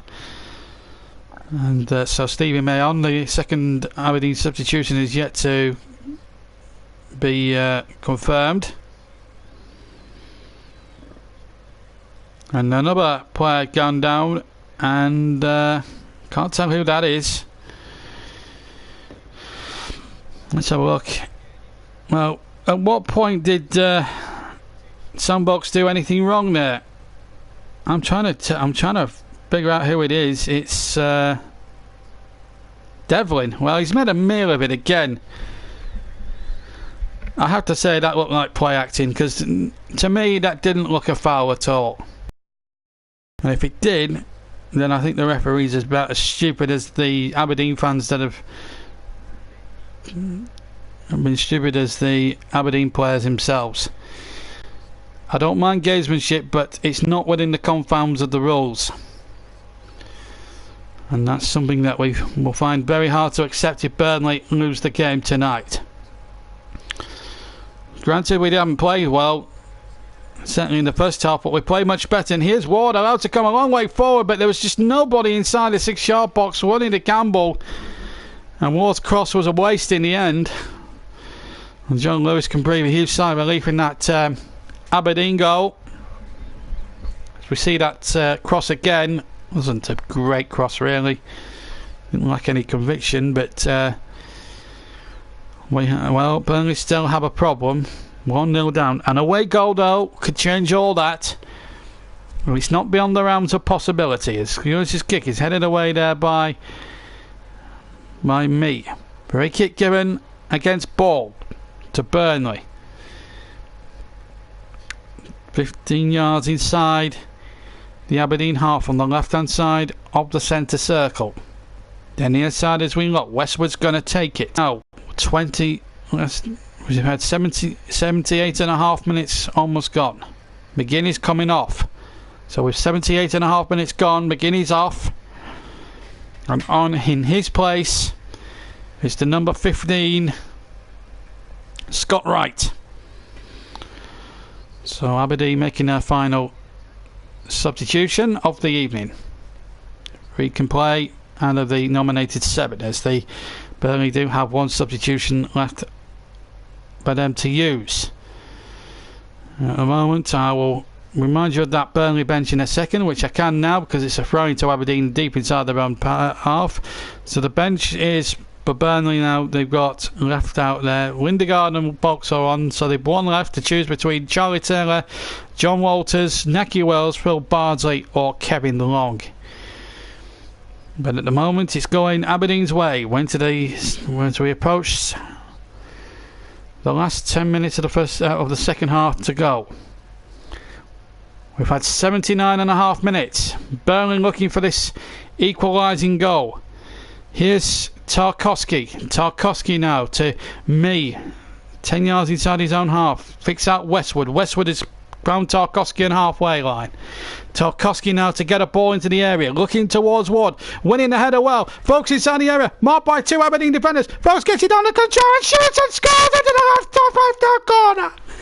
And Burnley are level at Prince Andre, and they deserve that. 10 minutes to play, and Burnley have got themselves a deserved equaliser. Nothing Joe Lewis could do about that, and Burnley are level. Justice has been done. Header won by Wood. Folks on the turn. There was 1 or 2 Aberdeen appeals for handball. More by the crowd than anything else, but he used his chest. We're absolutely sure there could have been a penalty there given against Devlin as well, because he was pulling Wood as Wood headed it on. But folks got away from 2 Aberdeen players, shook them off, and then absolutely lashed it into the top left hand corner of the net. It's Aberdeen 1, Burnley 1. We've got a match with a vengeance now, and Burnley have got 10 minutes plus stoppage time to win it. And not only that, an away goal as well. Just when it was needed. And a foul there by Tarkowski, who's got to watch his step. He's claiming he dived. And May does have the tendency there to... Well, I think he conned the referee a little bit there. He conned him. No doubt at all that Stevie May dived there for me. Well, Burnley are in the ascendancy now, but they've got a free kick to defend. It's 1-1 here at Pittodrie. This tie is evenly poised now. Burnley have that advantage. An away goal. Stevie May with the free kick though on the left hand side, and again it didn't really reach the first man. It was a poor free kick from May. 1-1 it remains here. Here's Logan on the right hand side. Plays the ball in there to Mackay Stephen. And in fact wins the throw in, Mackay Stephen. Right, it's been an amazing second half from Burnley. They have really battled back well. They were on at the races admittedly in the first half despite the incompetence of the referee. But having said that, Burnley have come out much better second half and have richly deserved their equalising goal and their away goal as well to boot. Let's not forget that. Fantastic moment there for Sam Vokes. The substitute has done it. And, well, it makes it all worthwhile. And you've got to say now, Burnley are the team in the ascendancy. The Premier League class is just starting to show a bit. And how big could that goal prove to be come the final reckoning? Well, one will have to say. But the ball is now played in towards the area. Coming up towards 7 minutes left to play. And that's exactly where we're at now. 7 minutes left. May on the chase against Tarkowski. Bully Tarkowski off the ball, but then Tarkowski gets back there and stops him. But here's Gleeson. Gleeson with the crossing towards the area. Geno headed away by Tarkowski, but not very far. But then Lennon picks the loose ball up for Burnley. And here goes Wood on the break. He's got Vokes up ahead of him. And Lowton busting the gut on the right-hand side. Lowton towards the penalty area. Low cross in there. Should have been a goal there. Henrik's claiming for a penalty. Hands, I think they're claiming. And again, the referee's not giving it. Rather, I say Henrik, I think it was Westwood rather, not Henrik, sorry, I got confused there in the emotion of the moment. And Goodmanson is down on his haunches, a free kick to Burnley. Should have been a penalty there for me. Look at this, Goodmanson with a good run. It was Goodmanson and Westwood, that hits his hand. That to me has hit his hand. The referee has got that one wrong. That was more a penalty than what Aberdeen got in the first half. Another despicable piece of refereeing from the German ref, who's been absolutely diabolical. Here's Cork to Westwood. Westwood now towards the left-hand side. Back to Westwood once again. Westwood to Cork. Cork now to Leonard. Lennon back to Cork. Inside the centre circle this time. We played 84 minutes and 30 seconds of the match. We're into the last 5 minutes and 20 seconds of normal time. Aberdeen 1, Burnley 1. Burnley should have had a penalty a few seconds ago. Cork now for the Clarets. Westwood gets the ball now from Lennon. Still 1-1 here at Pittodrie. A real blood and thunder England-Scotland clash. Up in the north east of Scotland, right on the Grampian coastline. Here's Ward to knock the ball forward, looking towards Wood that time. Well, Vokes was the furthest man forward, incidentally. And then the ball knocked back once again. This is Ward for the Clarets. And Ward gets the ball back, and he finds the goalkeeper Lindegaard. And Lindegaard now with 85.5 minutes gone. 4.5 to go. Burnley 1-1 with Aberdeen.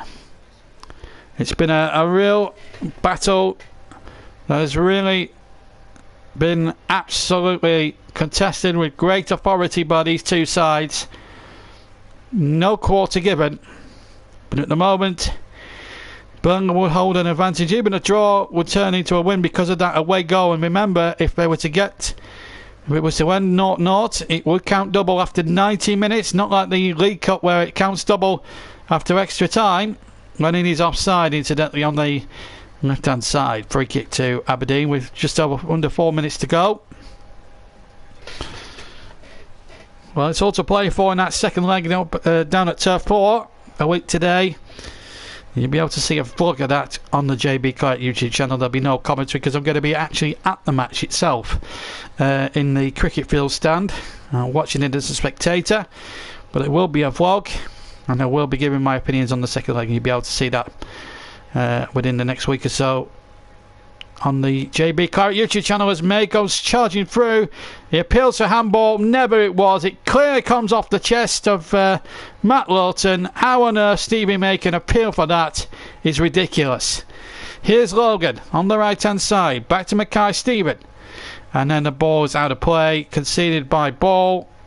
And a throw in to Burnley. Just looking at a replay there. No, not for me. Clearly hits him on the chest. Stevie May clutching at straws there, if you ask me. Less than three minutes to play. Right, we've got nearly 2.5 minutes to play now of normal time. Maybe down to the fourth official from Germany to tell us how long is to go. The fourth official, incidentally, is Patrick Itterich, and he will give us an indication at the end of 90 minutes how long is there to go. And I'll have to pick a JB man in a match at the end of this 90 minutes. I'm going to go for I'm going to go for Lennon. He's been more lively than most Burnley players out there today. Here's Stevie May now on the left-hand side. Infield he goes. That's a that's a handball. Clear handball. I know he slipped over, but it's a clear handball there by Gleeson. Free kick, rightly given. This is Wood now for Burnley. Can we nick a goal in the last couple of minutes? We're inside those 2 minutes. This is Lennon. Infielder Westwood. Cork over to the far side, and Lowton is there. Goodmanson has switched to the right hand and flanking Lennon to the left. And then Lennon's gone drifting towards the right this time. Cork into Ben Mee. Mee now to touch the ball on. Westwood in possession for Burnley. It's 1-1 here. We've got a minute and 20 left of the game. And then it's down to the fourth official how long he's going to head on. Here's Westwood. Westwood touching it forward. Looked like Lennon was fouled there, but it's Goodmanson here on the right-hand side. Goodmanson's cross into the area, headed away by Devlin. It will be a throw into Burnley, level with the penalty area of Aberdeen on the right-hand side. We're inside the last minute now of normal time. Just to remind you, Aaron Lennon has got the JB man of the match. I know Sam Vokes would have run him close a little bit. Hasn't stopped running all night. Lennon. Remember, the night didn't start so good for Burnley. They were without their goalkeeper after 13 minutes after he'd injured his left shoulder. And we'll be hearing from Sean Dyche at the game's conclusion what news that will be. And then a penalty that was controversially given against the Clarets. Tarkowski with an alleged foul there on Cosgrove, who absolutely conned the referee, firstly into giving a penalty and then showing a needless yellow card as the cross comes in and Vokes was clearly offside, to James Tarkowski, which was never a yellow card in a one for Sundays. We played in 90 minutes. We've got 4 added to come now.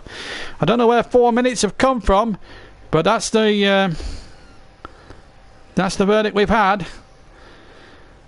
But it's given Burnley a little bit more time to possibly win it. They do look the more fitter side, although they are still in the middle of pre-season, some would argue. But I have to say it's been a terrific battle, although the referee has not won many friends with the English viewpoint tonight. Sometimes you've got to look at things from England Scotland viewpoint with a little bit of rose tintedness. And I have to say Burnley will feel hard done by with some of the refereeing decisions as Gary McCarthy-Stephen plays the ball in. And then May seems to go in very high there. Now sure, he's got to go in the referee's book. That's a clear high foot there by Stevie May. He knew what he was doing. He had a high foot there on Stephen Ward. That's dangerous play in my book. That's got to be a free kick. But it's play on, no yellow card, but it is a free kick. Now Cork has it now inside the Aberdeen half. Now on the right hand side it goes to Lowton. Now Goodmanson on the right hand side. The far side as I look. We're into stoppage time. We played 1 minute and 15 under 4. Ward crosses the ball into the penalty area where Wood is waiting. Wood can't control it. He's had a frustrating night for me, Chris Wood. He's not had his best game at all. Been real tough going for him. One ball over the top. Wood is onside. The flag has stayed down. Now Wood, he's got folks in the centre. Wood crosses in there. It's just too high for everyone. And in the end, it was a ridiculous cross. Burnley had a good attack going there. And it still remains 1-1 as we come up towards the halfway mark of the stoppage time. So we've had almost of the 4 minutes. In fact, we now had the 2 of the 4 minutes. This is Aberdeen on the break, looking to try and win it themselves, and that's a foul there on Ward. The Aberdeen fans don't like it, but it's a definite decision there against Scott Wright. Clearly fouling his man, which was Matt Lowton. Definite free kick to Burnley. So we have 90 seconds left of stoppage time. Lindegaard with the free kick to Burnley. What a performance it has been for them to come back. They weren't at the races first half, it's got to be said, but you just feel if the referee hadn't been so over-eager and so incompetent, Burnley could have been heading with a 1-goal lead to take back to Turf Moor, but a 1-1 draw is not the disaster it could have been, as we got a minute to the 4 to go, and Burnley just need to negotiate it without any trouble at all. If they can do better than that and score another goal, then brilliant. But it's a throw taken by Shinnie on the far side. 1-1 in this second leg, evenly poised. 45 seconds to go. The ball back now with Ward, with Westwood rather. Westwood now in the centre, over the halfway line. One last chance maybe for Ward. Ward will win a throw-in off Logan now as we go into the final stages. 30 seconds of the game to go. This is Stephen Wall with the throw-in for Burnley. It's been a tense and tight affair. Aberdeen, no doubt, were the better side in the first half, despite all the incompetencies of the referee, as that long ball is going to be taken there by Joe Lewis. I have to say, Chris Wood has not had his best game, and then Burnley came back into it and got a deserved equaliser through their substitute. Sam Vokes says the referee blows up. We've had the 4 minutes, and it's ended 1-1 here at Pittodrie between Aberdeen and Burnley. Well, what can I say? Good football. We had the lot controversy, 2 goals. Should a penalty have been given against Burnley? Mackay Stephen took the penalty. But before that, Nick Poe was taken off, or was forced off with an injury. This was the penalty incident again. I'm seeing it there. Not a penalty for me. Mackay Stephen put the ball away. And then the equalising goal. Tarkowski in towards Chris Wood, and then he swiveled, pirouetted away from 2 defenders and then smashed it in. And we got a final score here at Turf Moor. Burnley 1, Aberdeen 1 at Pittodrie. It's all to play for in the second leg in a week's time.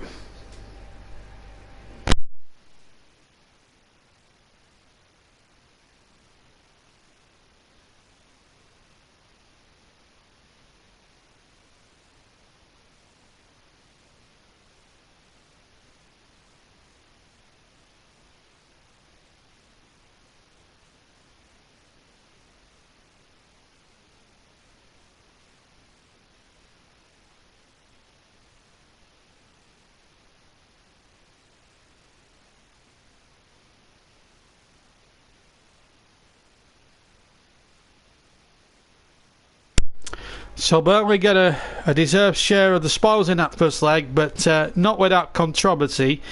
We're going to hear from 1 or 2 of the protagonists. We will hear from the Aberdeen viewpoint first, but let's hear from Sean Dyche first on his thoughts. And he's been speaking before the game, or after the match I should say, to Clarets player reporter Darren Bentley, and this is what Sean Dyche thought of some of the key incidents this afternoon, or this evening. How is he, first of all? We're waiting to find out. He's gone off to hospital. It's something with his shoulder. We're not sure what yet. Yeah, we're really disappointed in that. A strange, needless challenge, if you like, in modern football. But by the way, no angle on their player. But I just thought, the keeper's going to catch it. He's going to deal with it. And then I think it's the second challenge, actually. I think he's gone to make sure that it doesn't go in. I think the lad's hit his arm and sort of threw it back. So we'll have to wait and see. Wish him well. Anders Lindegaard came on, of course, and had very little to. You were dominant in much of that game. Yeah, that's right. I think the thing is about this game that when you're 1 down, they're in a funny predicament. Then, it sounds mad, but they're 1 up, and now they're like, do we keep going for a second, or do we try and camp in? And mostly we forced them to camp in with some good play, I thought. We can still get sharper, we know that, but we equally know it's the middle of pre-season. A lot of good things overall from us. Some rusty bits, and some of the basics we didn't do as well, but the cutting edge in front of goal when we've created 4 or 5 in the first half and the second half. Well, we had the amazing one though with Corky, and the one that flashed across goal and just missed. I think it's Tarky or Woody. So they're golden chances, in games like this. But overall, it's an away goal, of course, and a draw. So I don't think we're too despondent because the performance was good enough to warrant at least that, if not more. Especially when you consider the penalty, which looked particularly harsh. Well, yeah, it's a tough one for us at Burnley, for all of us, because we haven't got a penalty in over a calendar year, as everyone knows. So when you see one given like that, I think it's a big reaction from their player for a tiny contact. But anyway, look, at C'est La Vie, we can only hope that we start getting some of these ones that we think or we consider to be soft. We spoke in commentary of the resilience of your side. Every time it does get knocked down, it always finds a way back, and of course you did that again in the second half. Great finish from Sam. Yeah, absolutely. I thought we were knocking on the door, to be fair, for a long time in the second sort of period of the first half, if you like, and then second half we were probing, we were trying to break down an unbelievably packed defence, and we did enough. But then Stokesy pulls a really good goal out of the blue, you know, and then he's fought in the box, but he stayed, if you like, he stayed cautious with his body. He hasn't swung his arms to get a foul, if you like, or to foul someone. He's just stayed focused on the ball, and as it drops, a great finish. And tonight, the atmosphere, everything about the European now, have you enjoyed it? Good, yeah. I mean, it's kind of surreal because you've gone from pre-season to this, and the tempo of the game, the atmospheres, everything. So that, you know, that is a strange one this early in a pre-season. I've never had it before, obviously, player or manager. I enjoyed the occasion. I enjoyed the atmosphere in the stadium. So both sets of fans played their part in that, made it feel like a real game. And like I say, we had a performance I thought that probably warranted, well, it certainly warranted a draw, I would say, and possibly more. You got your away goal, it sets it up nicely now for Turf Moor, doesn't it? Yeah, we're looking forward to that. You know, we've still got some bodies coming back from injury, so we want that to happen, of course. And we'll see what's what in the transfer market as well. Hold on, Gaffer. Well, that's Sean Dyche's view on it. So before we get the Scottish angle on things, let's hear from another couple of protagonists. Let's start with the Burnley goalkeeper Anders Lindegaard, who had to come on at, as he said, short notice in that game. Here he is now speaking with Clarets player after the match, and he's speaking with Pete Oliver. Not the way you perhaps wanted to, but how would you sum up the evening? First of all, I'm devastated for Nick. He's come back with a lot of energy from the national team, and that experience it has been for him being a part of that experience. So I'm devastated for him. He came back focused, and he came back with a lot of energy, and yeah, he came back as an asset, even though he only had a short break. Yeah, but I'm obviously pleased that I finally got some game time. I've been results, a couple of very important saves in the second half. Yeah, it was a good result for us. I think it could have been even better. I think we should have chased down the second goal more after we scored to 1-1. But European football is a funny size, and you got to be careful no matter who you play against, especially in these knockout phases. And I think we were careful, but maybe a bit overcautious in the end. The first thing you had to do virtually was face a penalty. They went in front with that crowd behind them. It did make it a tough night. You had to show some character. Yeah. It's not an easy place to play, and it's a very good atmosphere here. It's a big asset for Aberdeen to play in a place like this and with a crowd like this behind them. Sure, there's work to do next week. A lot of work still to do. But how important was that late goal from Sam? How important was that late goal from Sam Vokes? How important? Oh, it was crucial. If we had lost 1-0 here, we would have gone into the next game knowing that we need to get a big result. Can't let in any goals, and still with the nerve of facing the risk of them scoring, and it would have been a much more difficult situation. But the work is only half done, and the whole game of who's gonna go into the next round is still very open. And that is there, but I should say, devastating news for Nick Pope. It doesn't look too good, I'm afraid. And early indications show that it could be it could be quite serious. And we wish Nick all the very best, and I hope he recovers as well to play a part in the season later on in the season ahead for the Clarets. So he will definitely be out of that second leg in a week's time. As for let's hear now from the goal scorer tonight. Again, talking with Pete Oliver. Sam Vokes, what an impact he made. Speaking with Pete Oliver. Yeah, it was great. Obviously, it was a tough night out here tonight, and for me on the bench, obviously you're observing things, and it was a tough team to break down today. And for myself, getting on the pitch and getting the goal, it was a great feeling. I know you want to look at it again, but a bit of skill to finish. Yeah, I can't really remember it, to be fair. It happened so quickly, and snatch shot, and when it hit the back of the net, obviously a great feeling. But all together at night. It was a tough night. Obviously, still early in pre-season for us, so it's about building, and it's coming to a competitive game. It's always going to be tough with a kind of cup atmosphere, I suppose, and it was a good atmosphere tonight, and it was good for the fans to leave with something to take back to Turf Moor. You've got that nice happy knack of coming on and getting goals. Yeah, as a striker, it's important. Obviously, you want to be scoring goals, you want to be playing games. So for me, it's important when I don't start to come on and affect the game when I can. It's a new concept to us, perhaps, but it could be a big goal, a big away goal. Yeah, of course. We knew whatever the result tonight, we wanted to take a goal at least back to Turf Moor and keep the tie alive. It was always going to be a tough night up here tonight. I thought we played some good football, but they were tough to break down at times. We've got some good positions, and we can build on this and hopefully be a lot stronger come Thursday night. You've got to sort of pinch yourself that it's July, haven't you? It seems very early on in the year. Yeah, of course, and we've only been back pre-season for 3 weeks now, so obviously the first couple of weeks are building up the fitness, and we built up some minutes in games recently, but tonight for the starting 11 it was a tough night. Obviously 90 minutes again for them, so it's important that we keep the fitness growing and look to building it for next Thursday. Yeah, it makes it a big cup tie next Thursday, doesn't it? Everything to play for. Yeah, it does, and no better night at Turf Moor under the lights, so it's going to be another big one. I'm sure Aberdeen will bring the fans down. It'll be a similar night to tonight, and hopefully we can get the job done. It's been a lot.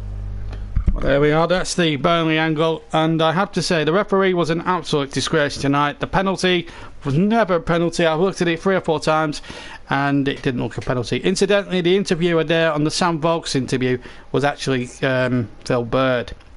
Let's get the Scottish angle of it now, because obviously we've talked a bit about Burnley. Let's hear from Derek McInnes, the Aberdeen manager. Obviously there was a lot of so let's get his verdict of things. He was speaking to their version of Clarets player, Red TV. Let's hear his reaction.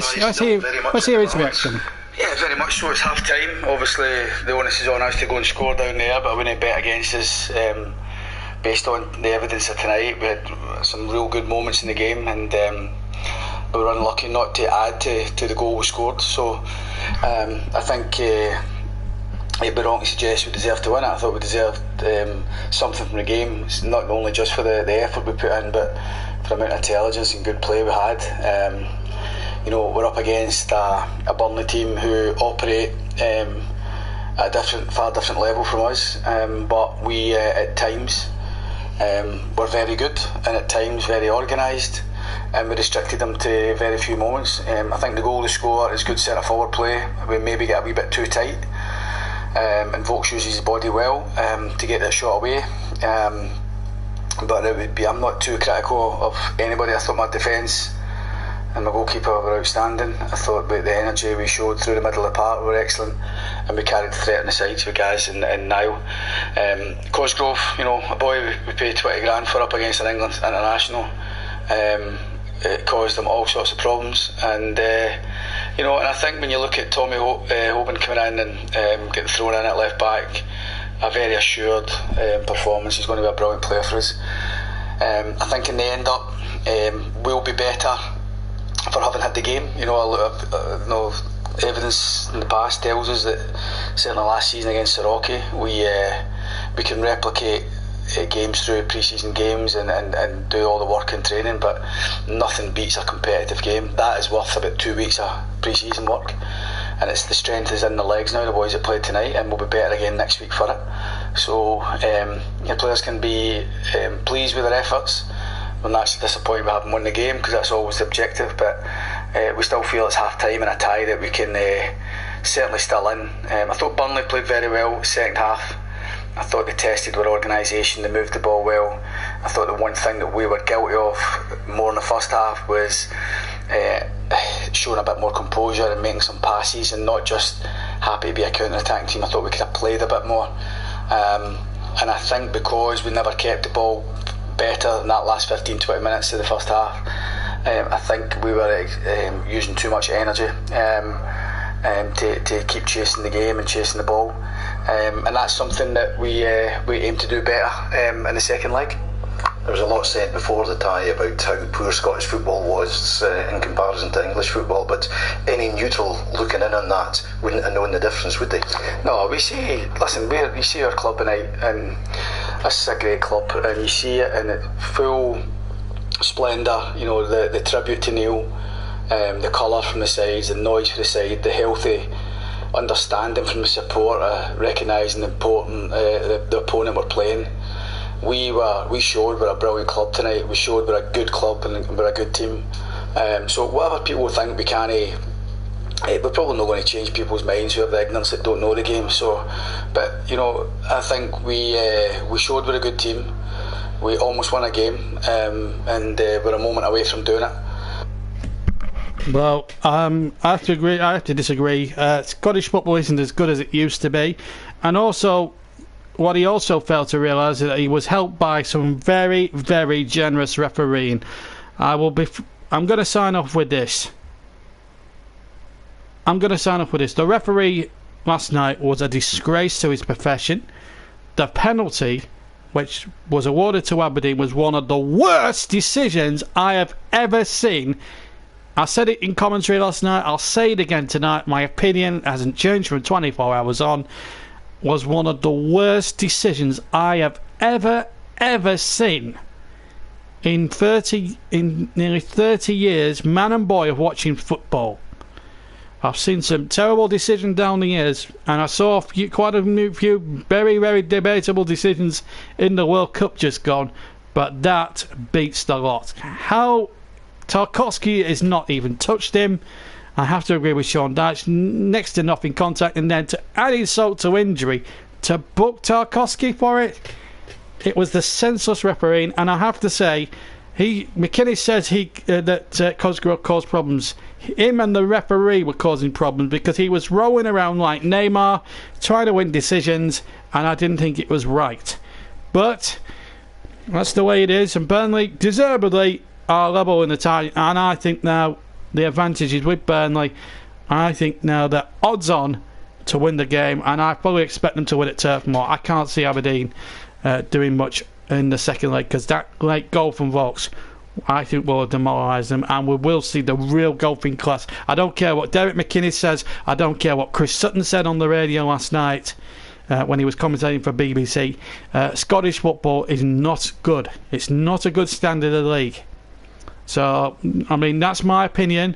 Whether the Scottish contingent will say it differently, that's entirely up to them, but there isn't the interest in Scottish football there once was, and that's a shame, because Scottish football back in the day was a really good competitive game. But the way Celtic have been possessing that league up there cannot be good for Scottish football. But Aberdeen, to their credit, first half they played really well despite the refereeing incompetence. Burnley will look to really off the pace, and maybe it's still 3 weeks into pre-season and some box touched on, but second half Sean Dyche kept them the rocket. They went to 4-4-2, and I just wonder really from a tactical viewpoint whether Sean Dyche, and I said this in commentary throughout the second half last night, whether Sean Dyche should have actually gone 4-4-2 in the first place, because I honestly think that if he'd have gone 4-4-2 at the start, I think it would have been a real tough night for the two Aberdeen centre-backs, who made it easy for themselves, having to just to mark the one, and that was Chris Wood. But a great result. Burnley without away goal, and I've got to say they're odds on to win the second leg. So that's it. Our new season of commentaries is up and running, and there'll be plenty more from next month onwards when the league season and Capital and Carabao Cup takes shape. As for the second leg, we will have a bit of coverage. It won't be commentary because me and Chris Whiteman are the two main commentators. Myself and Chris Whiteman are the main ourselves. We're the main commentators on the channel. We'll be both at Turf Moor watching as spectators, but I will be vlogging it for you guys, and you'll get to see the best bits of that vlog next Friday. But as far as this first leg, evenly poised. The referee was an absolute disgrace, but having said that, Burnley have got themselves a deserved away goal, and the second leg evenly poised, and now Burnley have to be favourites to win the second leg next Thursday.